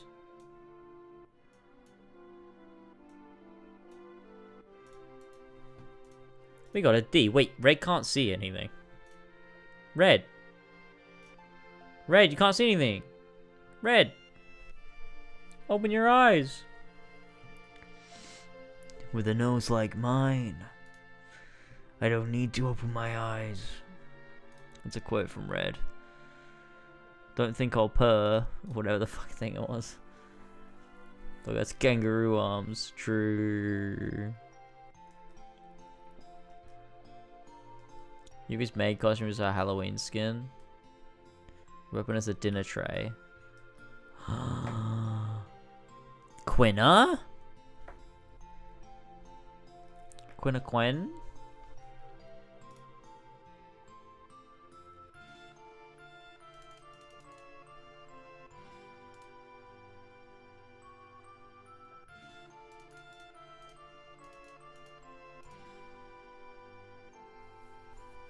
What if in part 3 Yubi studies the way of the gourmand? Oh my god, that would be so hype.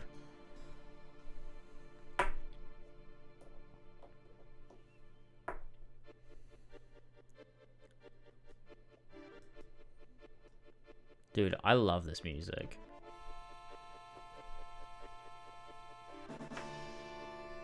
Dude, the fucking energy of this. You couldn't create this with the greatest orchestra in the world. You couldn't create the vibe this music conveys.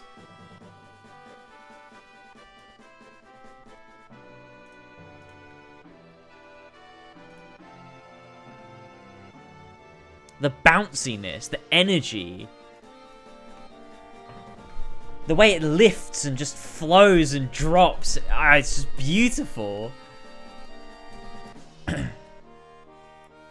It's as much about the composition as the medium it was composed for, man.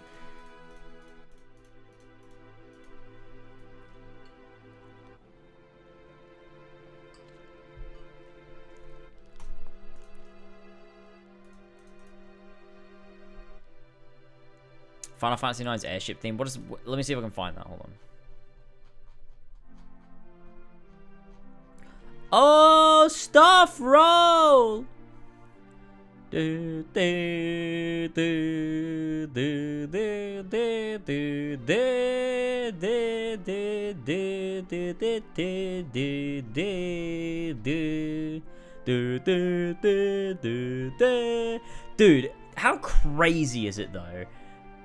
Honestly, you forget Final Fantasy VII is a Final Fantasy game until you...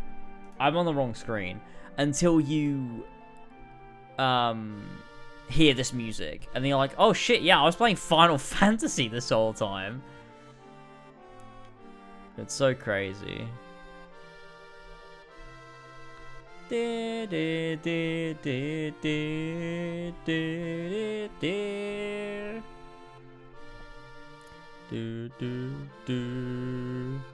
Do, do, do, do, do, do, do, do, do, do. Okay, what's it called? The airship soundtrack from Final Fantasy IX.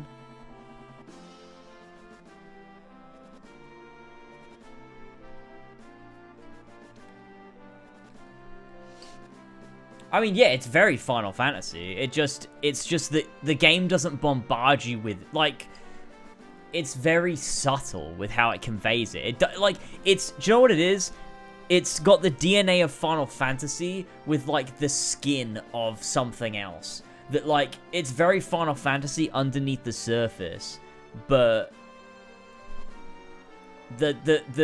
like, you have to peel back the layers to get to it. Whereas most of the Final Fantasy just upfront Final Fantasies. 7 is so different that when you hear this music, you're like, it connects it for you. It's beautiful. Aboard the Hildegard. Oh, yeah. Hold on, let me find it. Oh, no, wait, this one. Here it is.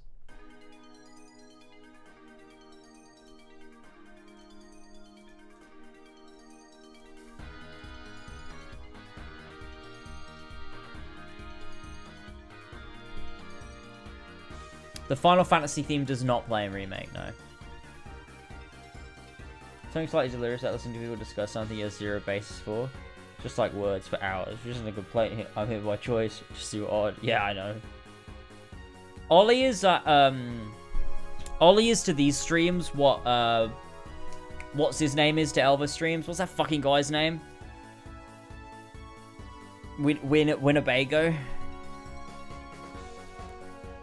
I wish he'd show up here. Love that guy. Winnie. Fucking love that guy. Dude, that was the best part of Elva's remake replay. It was fucking Winnebago being just awestruck at what he was witnessing, just not knowing what the fuck was happening. It was so good. It was so fun.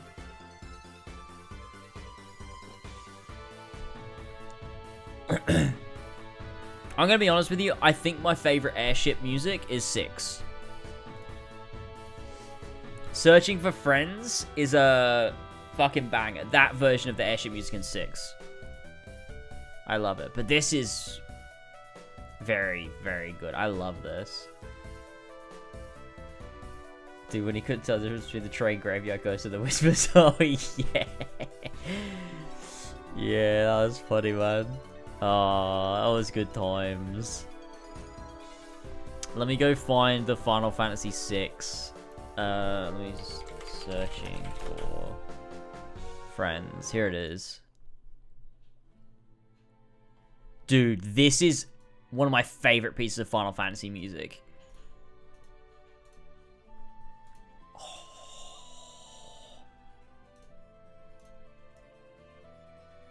Dude, it's so good. You can't not love this. It's so good.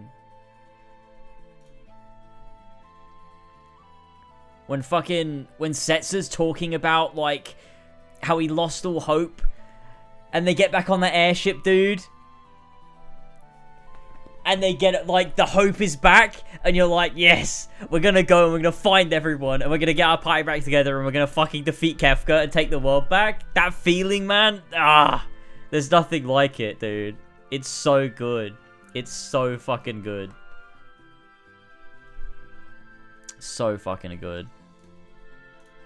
How am I not level 44 with Cloud, 45 with Cloud yet? What's going on?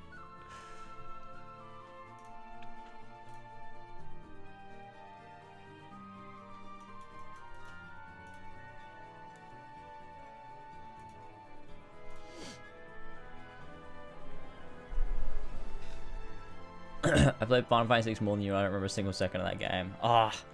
It's so good. It's so good. Final Fantasy VI, Final Fantasy VII, and Final Fantasy IX are the fucking holy trinity of Final Fantasy games, dude.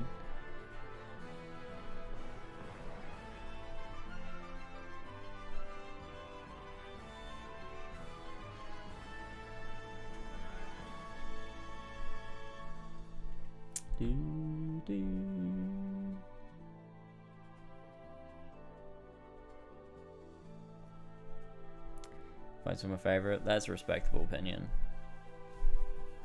I think 9 will remain my favorite, but 6 is up there, man. Dude, 6 is so good.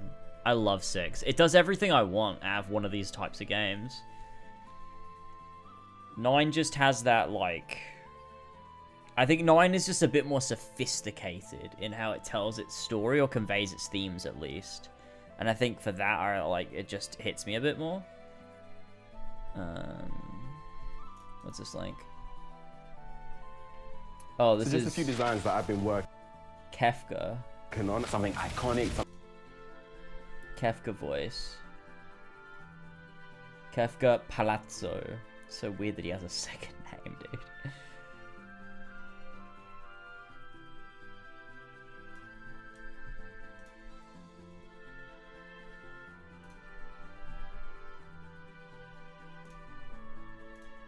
Teach them a thing or two, or 3! It's a beautiful day for a massacre! Now be good! Bro, he just sounds like the Joker. We all know what happens to naughty boys and girls! I can't hold it in a single second longer! I'll play fair. Fairly dirty, that is. Now you just sit... Dude, it's the same fucking animation. I can't do this. Yeah. I don't know if I ever needed to see that, to be honest with you.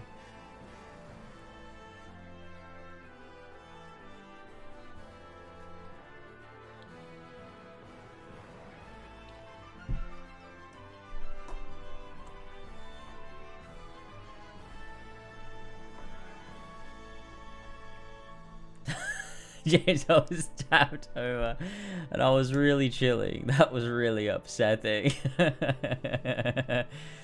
Oh, God.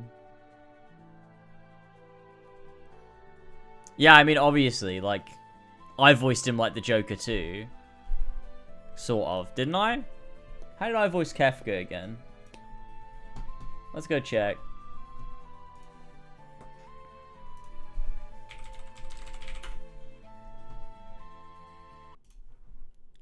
It's Lazboy. That's me.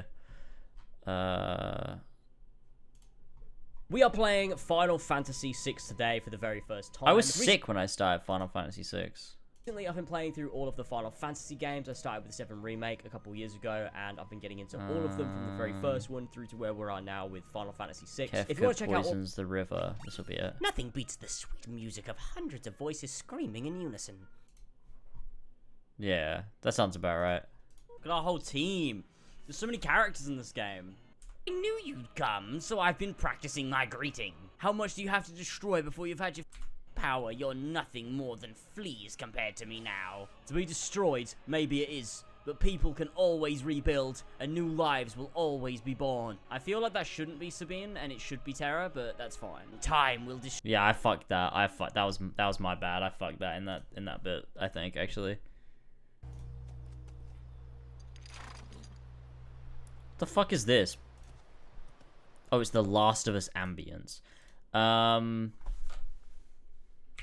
Let's just go to Final Fantasy IX music.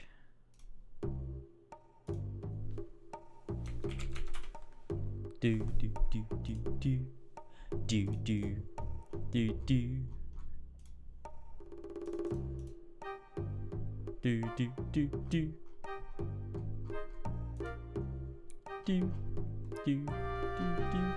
do do do do. Dude, that's loud. Do do do do do do.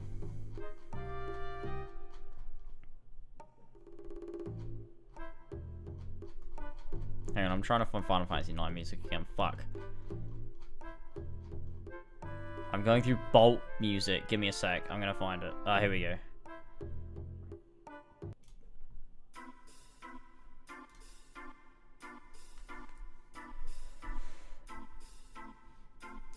Garland is in Stranger's Paradise. I actually don't want to hear another Dissidia voice. I regret clicking on that. I don't need it.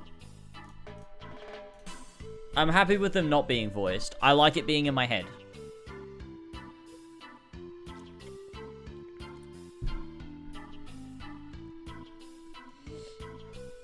I regret that. I really regret clicking on that. Ruined Kefka for me. Okay, it didn't actually ruin Kefka for me. I just like the pixel art.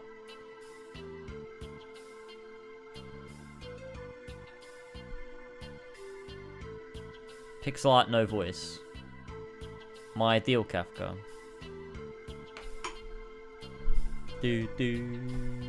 I'll play Stranger's Paradise at some point. You can bet your dollars that I will. And you probably have a few dollars. I have some dollars too. And I'm going to spend them on Ever Crisis. I probably shouldn't stream too much longer. I'm very tired. I was up at 8 o'clock this morning, which isn't, like, that early. But, like, I was up at 8 o'clock because we had to look after my parents' dogs today. And they were, I mean, they were certainly dogs. Ah, shit. Piss and shit. Getting good journey soon, Final Fantasy X soon. So no way I can convince you to play 10-2 before 12. Wait, why? You think I should do Final Fantasy X, 10-2, 12, 13, 13-2, and Lightning Returns, then 15? Depends what the turnout's like.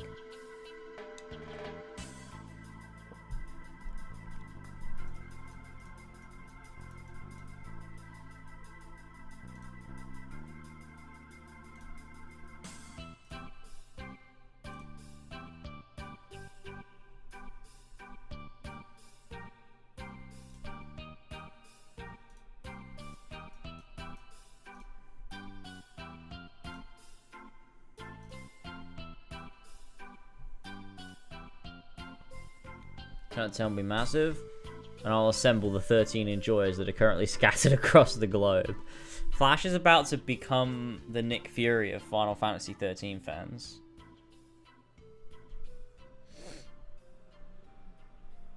You're welcome, by the way.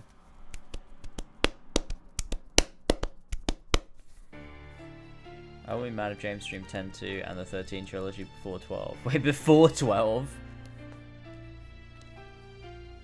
I have many reasons for this.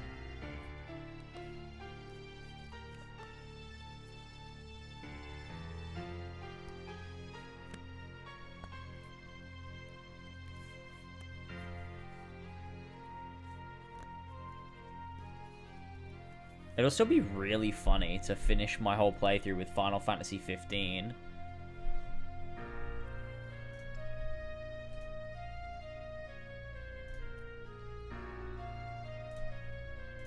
Damn it, I missed that.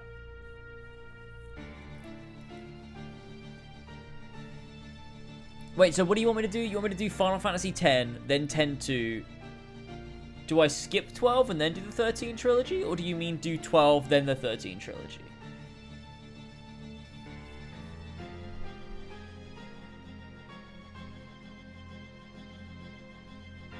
You can do 12, I guess. Okay. I still want to... Okay, cool. Then the 13 trilogy, then 15. You're not going to do 16. Dude, I've played 16. I'm uploading videos of 16. I can't do a first time playthrough of 16 again.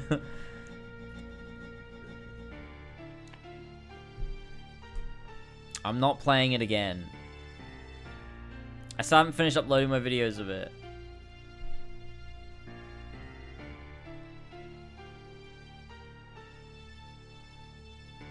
First time reactions again. I'll just wipe Final Fantasy 16 from my brain and play it again. You know what? Better yet, I'll wipe Final Fantasy 16 from my brain and then never play it.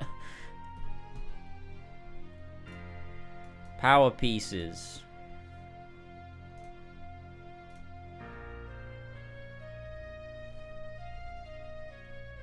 Ten to 12, 13, 13 lightning returns. Okay, sounds good.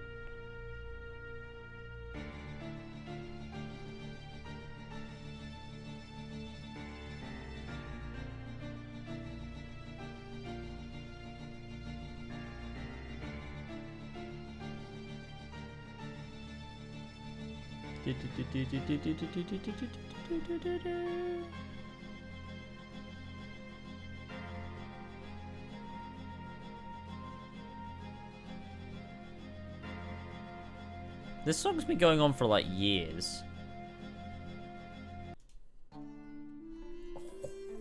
I love it.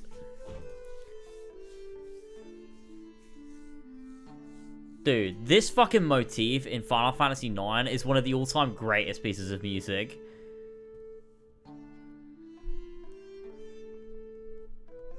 One of my reasons is because after analyzing Rebirth's gameplay, a lot of it is 10-2 and Lightning Returns coded, which makes sense because it's just the same team that's working on it all, and I think you'll probably get more appreciation out of the gameplay of Rebirth when you've seen how those concepts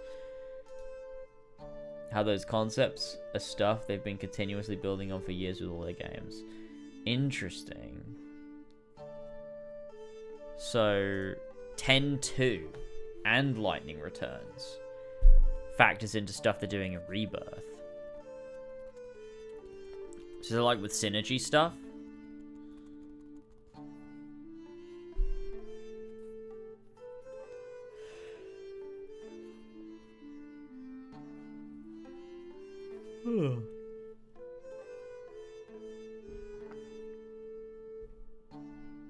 More of the exploration? Oh, okay, interesting.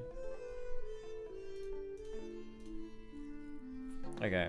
I'll do it then, fuck it, why not? I have a Final Fantasy audience to please. I'll just play Final Fantasies until I drop dead.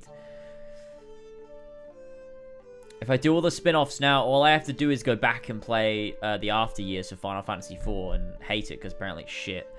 That'll be great fun. And then,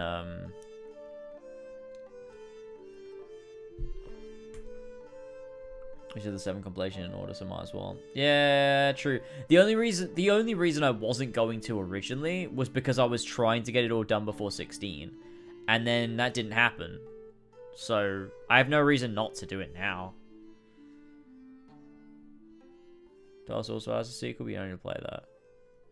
Is that the Zodiac thing? Or is that just, wasn't that just like a re-release of it, but with extra elements to it?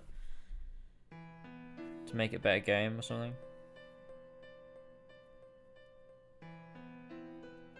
The okay, is re-release? Right, yeah. Revenant something? Reunion? Revenant Wings. Oh, okay. Why don't I need to play that one?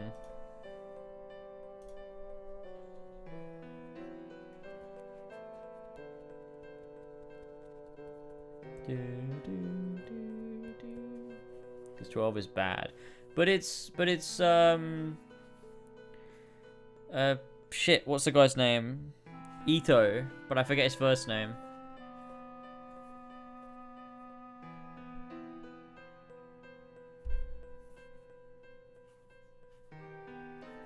Hiroyuki, yeah. Hiroyuki Ito.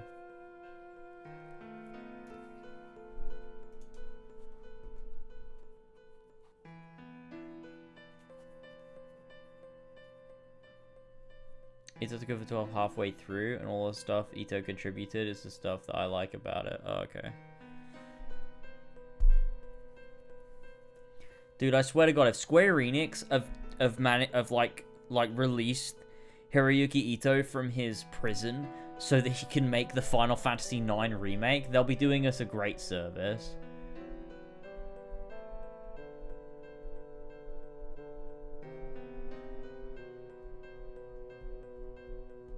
We all know, right? This is the thing. I've had a lot of people be like, oh my god, this one's my favorite, I really hope you like it, for like every game I'm going to be playing next. So for 10, for 12, for 13, for 15.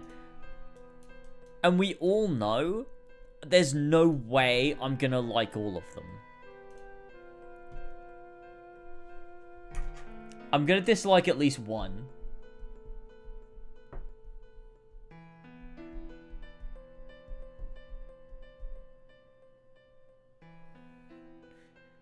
"12 is the game James wanted 16 to be." Okay, that's interesting. That's an interesting comparison. Just lie. Make your audience happy at all costs.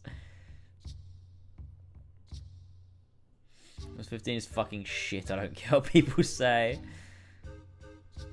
I'll die before I let you dislike 13. Look, listen. You had like a whole fucking speech prepared to make me like Quina, and then I just liked Quina.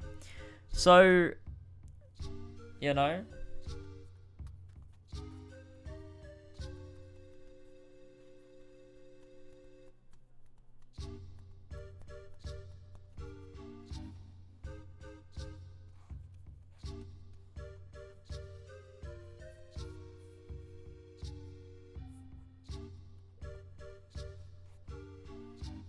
Everyone pretend to hate one. That might be fun, actually.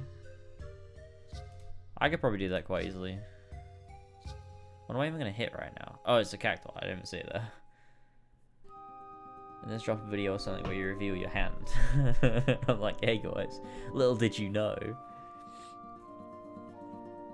10 because it's good, 12 because Jas and me are gonna convince him. You don't. See, that's the thing. You're all fucking egotistical. You think you can convince me of shit, but no one's ever convinced me of a single fucking thing. My opinions are always just what they are. You bitches.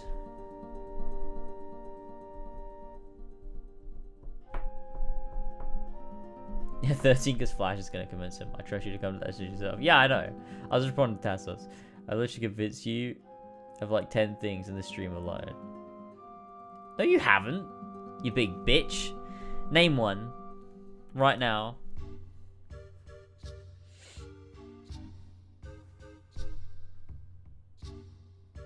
I mean, you can convince me if I don't have a strong opinion, but if I really dislike something, odds are you're not going to convince me to like it.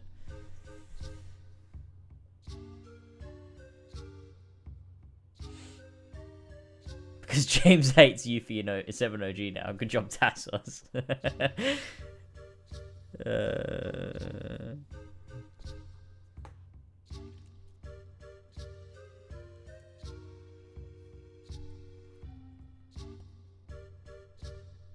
feel like the games after 9 all have some good and some shit, and it's just about what we prioritize in a game. Right. Yes. True. Didn't even think you're gonna like 12 because you will. Maybe. I mean, I like liking things. It's nice to like things, man. Do you know what's super weird about it? Is that when I started with Final Fantasy 1, there was no precedent of like, oh, these games kind of suck. So like, I just liked every single one because they were all like good in their own little way.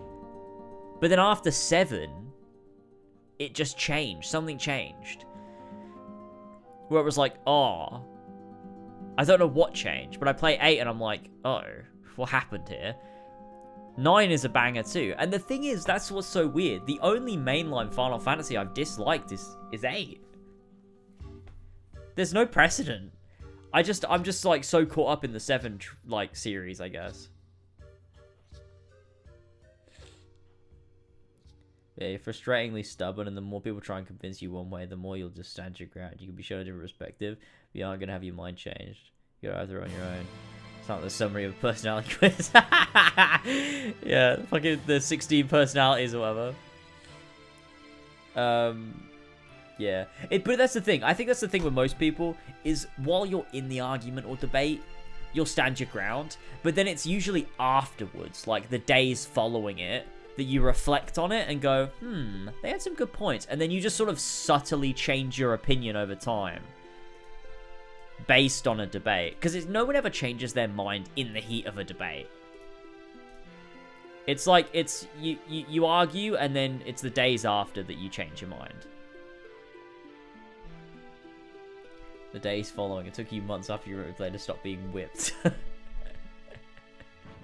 Sometimes it's months, sometimes. We have me, Jazz, and Hammond on the Final Fantasy 12 front lines fighting the good fight. Nick is a little bitch and hates it, but he's also dumb about his reasons, so it's fine. And Flash is Flash. True, Flash is Flash.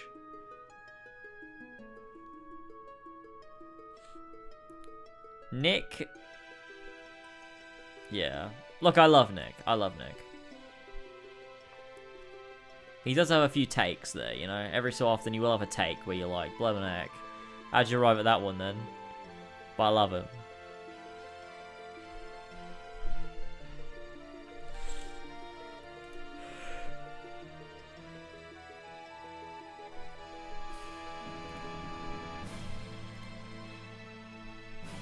Wait, where's my move? We need to do this. We need to do braver, bro.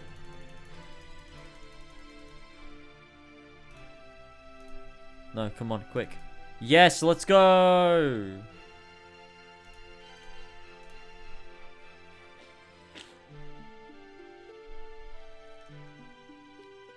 Nick does have some odd takes specifically with Yakuza. Are you gonna shit talk Nick behind his back?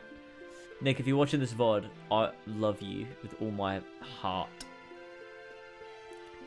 Here's the parts of 12 that are the greatest mechanics I've ever seen in a video game. Interesting. Like the gambit system. And that's it.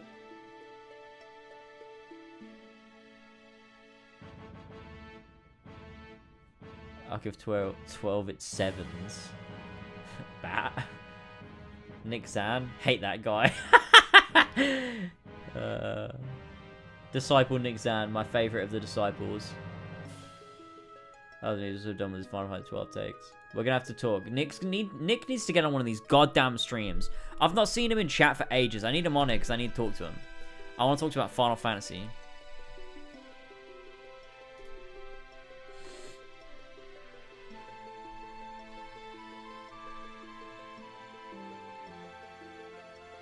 But I think 5 is the same quality as 4. Oh, Yakuza. Right. I've not played Yakuza. Yeah, fuck you, Nick. I know you're reading it. Going into 10, it's made by the 7 and 8 team. So the team is currently batting 1-1. Yeah, right. True. True. So 10 is mate. So 10 is Kitase. Nomura. Nomura? Did Nomura work on 10? No Sakaguchi.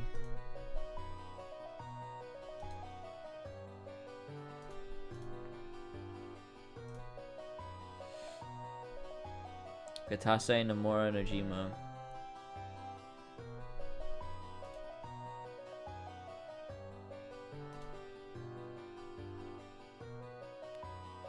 Sakaguchi was off doing his own bits and bobs at this point, wasn't he? Like, he became like a big, like, you know, not really directly involved.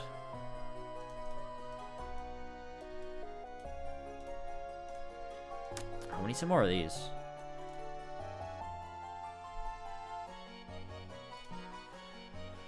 Hold on, I can fucking do this. Give me a sec.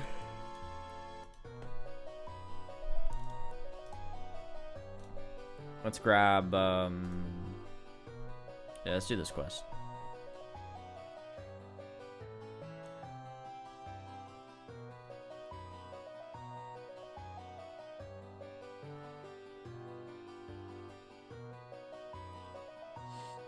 I have completed all the stories in Ever Crisis so far. It is very passive. It is. Which I personally find as part of the fun. It's not like an actual good game. But I love Number Go Bigger. So, like, that does it for me, really. I like a game I could just grind out in the background sometimes. It's not actually a good game.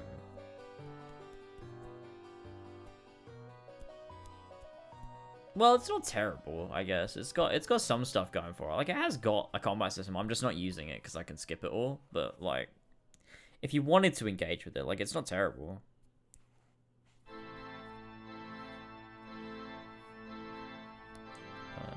Time to come during the Final Fantasy Dev days is just sitting in an office and putting approved stamps on papers. It's really good. Kitase would just go to him and go, "Hey, we're gonna do this with Final Fantasy X." And he'd just go, "Okay."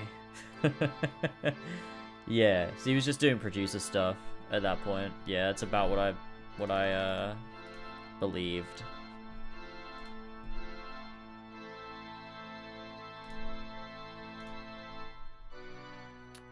Zach almost had his limit there. That was really annoying. Any harder modes? There are harder modes, but for me, I'm just gonna fucking build up my power level to the point where I can skip those two. So, you know. Master of Time. Garland's theme.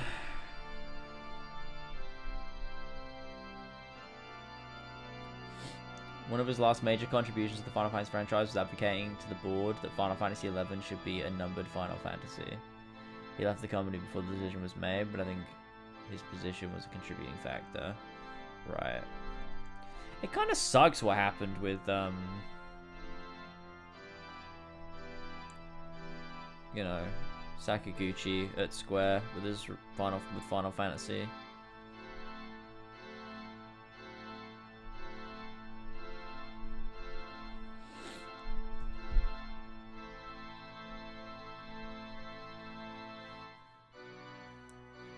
Guy that, like, you know, was one of the,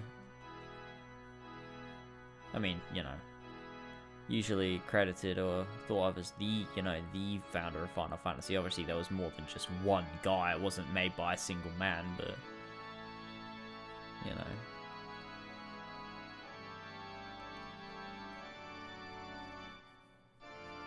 But that's what happens when you got a long-running franchise. It kind of has to happen. Like, things have to change hands. You can't stay in the same position the rest of your life, career-wise.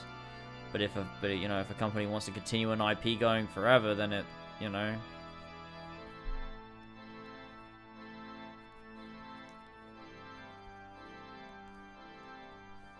This music makes everything sound like a villain monologue.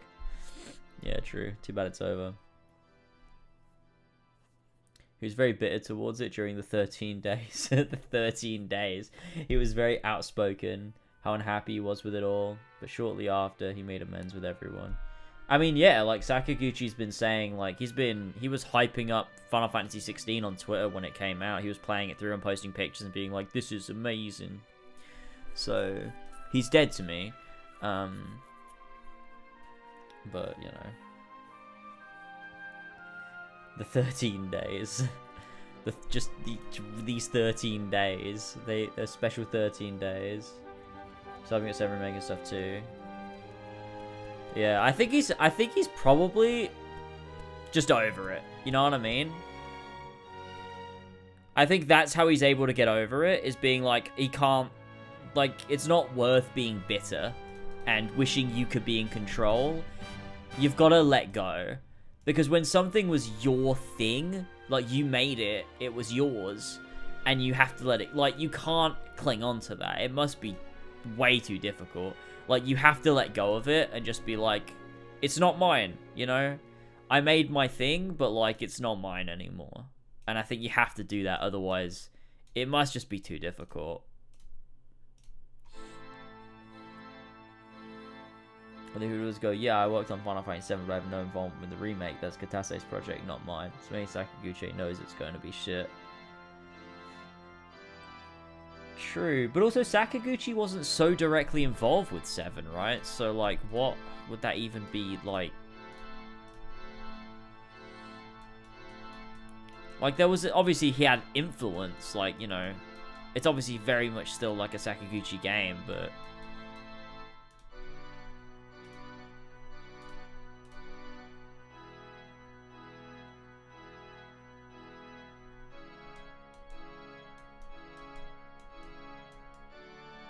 What the fuck is going on here? Here we go.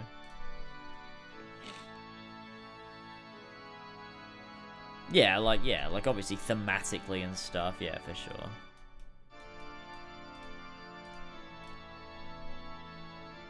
Like, obviously, 7 is 7, you know, because of involvement from Sakaguchi. Like, his love, his influence is obviously there.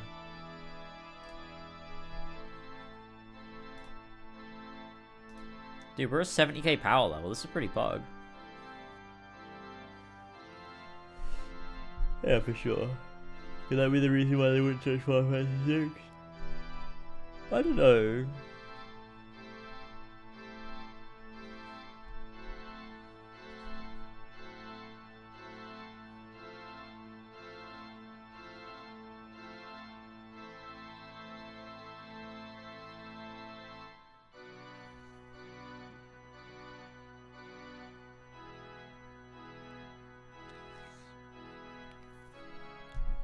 Man, I'm getting tired. I'm gonna have to go to sleep soon, I think.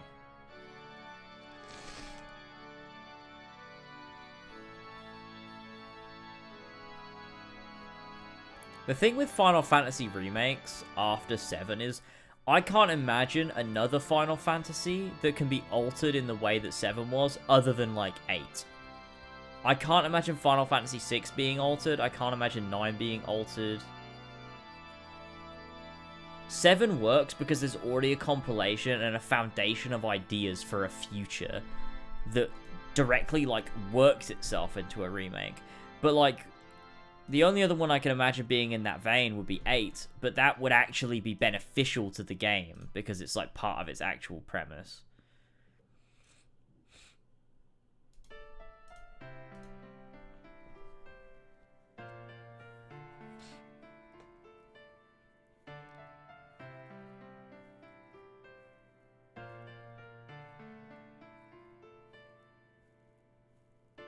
Sakaguchi isn't retired. He doesn't work at Square anymore. He hasn't since 2002, 2003. Right? No. He left quite a bit after that, right? I don't remember. But he has his own studio now. He has a game that released on mobile like a few years ago. That's coming to, I think it's coming to Steam, right? Or might be coming to console as well. I'm not sure. There's been like rumors about it. 2003. Oh, okay. How long did you play Ever Crisis? I don't really know. Until it bums me out. Last credit roll is 10-2. Man, that's rough.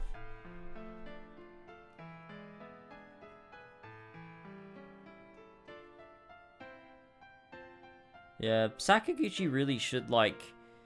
He needs... Like, if he had money... I mean, he obviously has money, but, like... If he had the funding of, like, a AAA studio... I'd love to see what he would come up with. AAA funding for a Sakaguchi-led game would be... pretty sick.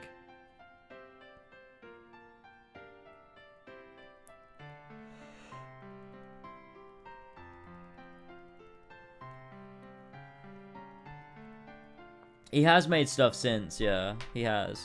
It's his game. What was that one called recently? Like Fantasy something. What was it? Sakaguchi. Maybe Sakaguchi video games.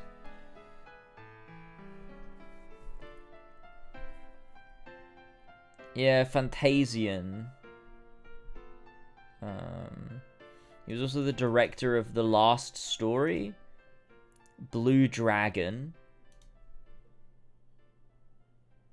Lost Odyssey. Does anyone remember that one? Lost Odyssey?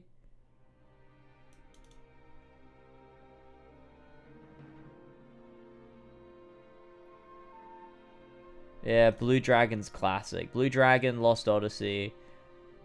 Yeah.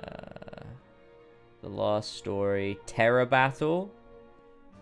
Fantasian was the last one he did, though.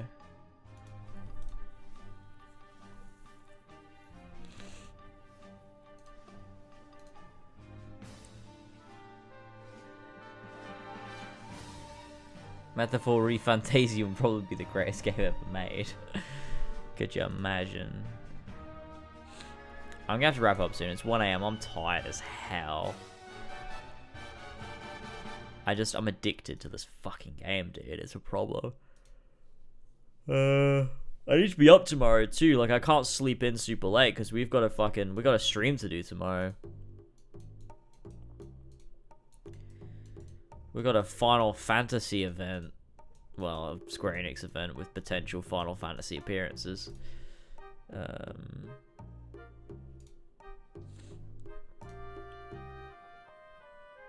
I realize I've no idea that's actually gonna how possible that's actually gonna be. 7 AM. What time is it for you now? Surely it's early enough, right? 7 AM here, 5 hours prior. That's 4. Was it 8 PM for you? Yeah, 8 PM, right? Go to bed now. Just like knock yourself over the head with a coconut, like a cartoon character. You'll be fine.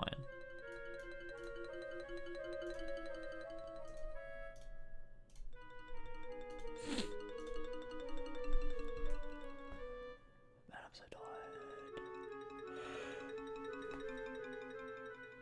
Yeah, there is always something to do in gacha games. That's the thing. It's always like, oh, there's just one more thing. I could just level up this thing. I could just get the new item for this thing. Like, there's always something to do. But that's kind of fun. It's a very rewarding loop. In, like, the worst way.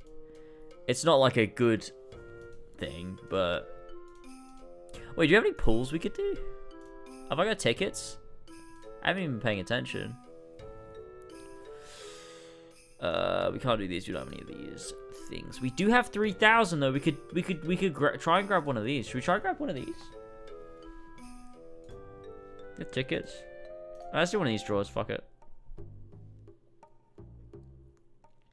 James, quick question. What are you gonna do with the world's merge? Dude, that's a really good question. That's a really good question. What am I gonna do in the world's merge? That's a great question.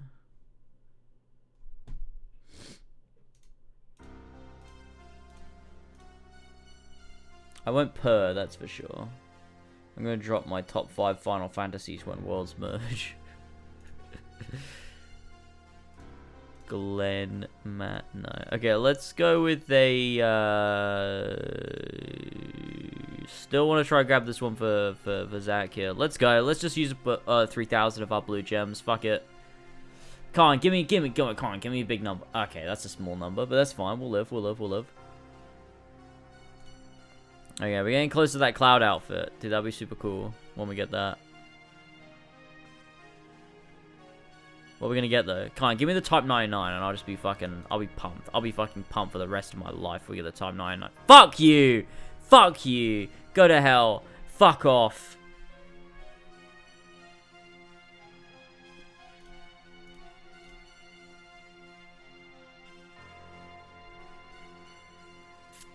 I'm furious. Absolutely furious. I can't believe they've gone and done this to me. All I want is the Type 99. It's all I want, man.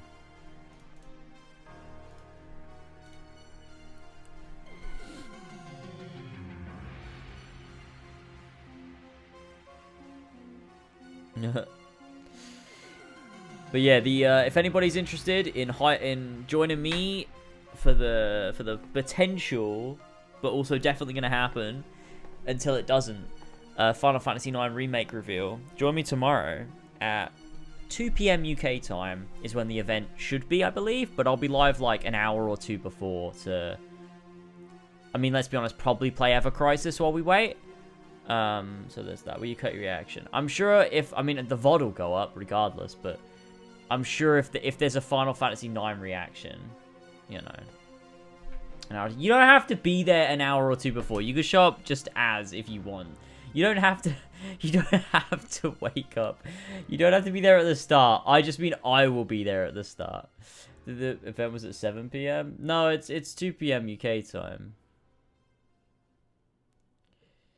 And then there's an event Saturday as well, which is just for Rebirth. This is a Rebirth panel, but I'll watch it. I don't think it's 1 PM. Fuck, wait, okay, let's have a look. Let's just double check and clarify. Where's the thing? Sega event was at 12 today? I have no idea.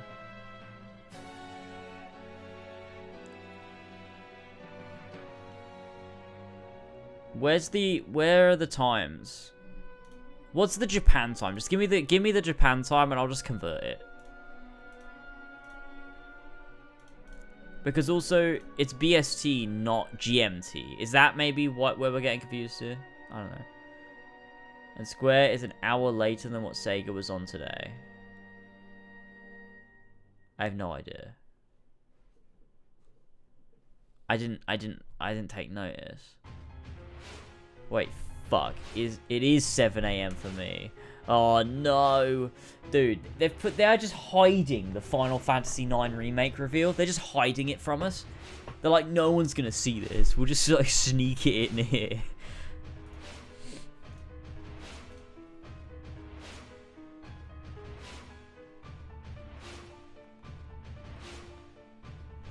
$9 PM for Japan. Okay.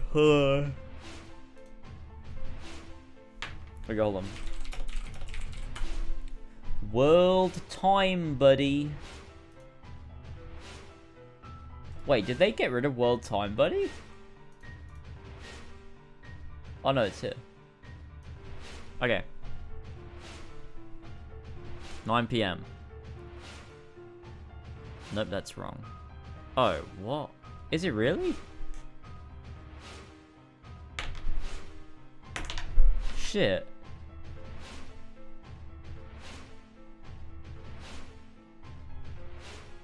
Did Flash lie to me? Wait, but I thought... Wait, I'm confused. Hold on. There was a message. Wait, where is it? Deleted messages. Wait, no, it was auto moderation log. Square Enix, 10 PM. It's 10 PM Japan time.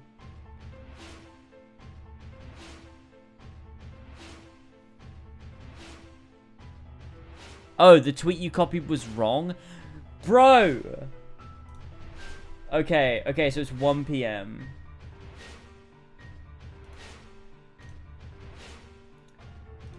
Okay, so everything I said was wrong. Okay. Tassos is right again. So 1 PM UK time. So I'll go live at like midday. So actually, fuck. I guess. Well, I'm not going live at 11 AM. I'd rather shoot myself in the back of the head. So I'll start stream at like 12, maybe 12:30, honestly, at a push. And then we'll prep ourselves. And I don't even know where the event's gonna be, so I'll have to find it. When is that in real time? For you, that is well, it'd be 8 AM. The event, yeah, 8 AM. That's crazy. They don't want anyone to see it. They're like, oh, Japan, you know, Japan people will see it, but like, what about like, you know, when are you going live? Well, if I go live at 12:30, it'll be 7:30 AM for you. I believe, yeah.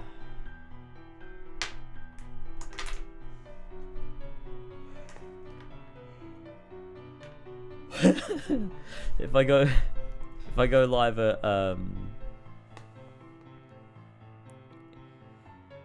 if I go live at 12, then 7 AM for you. Yeah. Alright, I need to wrap things up because I need to get some sleep so that I can fucking get up tomorrow.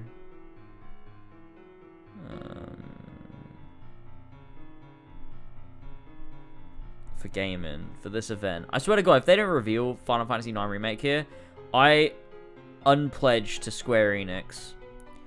I don't know what that means, but so you gotta play me at UFC. Yeah, true. I'll do it tomorrow. Will I though? I'm just talking shit. Dude, this video did well. I'm happy with this. For his Lasboy, like 4.7K, you know? Not bad, man. Not bad, honestly. For his Lasboy, like it's my #1 video in the last 10 uploads. That ain't even bad. Be cool if it got more views. I feel like it should do well. I feel like there is no competition for the kind of video that I made. Being as in-depth as it is. It just needs to find the right people. What the fuck is this? Is that a fucking Sora hair? Fucking is, too.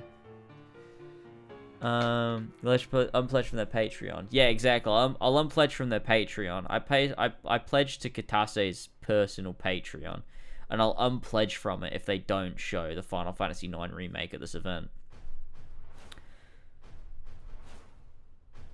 Some would say, though, this is Final Fantasy XIV. No, it's not. Holy shit, dude. I thought that was going to be the Kugane music.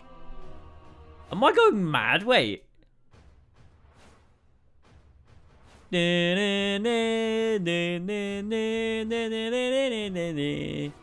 It's... I'm losing my mind, dude. I need to go to bed. I love you all. I'll see you tomorrow for this event. I don't know what's gonna happen at the event. But we'll find out. He uses a basic beat. He is hack. It's true. Yeah, I'll see you tomorrow. We'll see if Final Fantasy IX is there. It'll be cool. So I'll see ya. It'll be, the event will literally be in like 12 hours from now. Like just under 12 hours from now. 11 hours and 40 minutes. The event should begin. So that'll be cool. I'll see you guys very soon, I suppose. Lots of streaming to come, fellas. Lots of streaming to come. It'll be great. You have 2 events, then we start on Monday, Final Fantasy X. Big moves happening in the It's Lasboy household. Big moves, they say. And they'd be right. Cool. Sweet. See you later, folks. Have a good one. Have a good night. Have a good morning. Have a good day, wherever you are. And I will see you for the event. Catch you later, gamers. Catch you later. Bye-bye. You should watch a movie. Watch Bolt. See you later. Bye.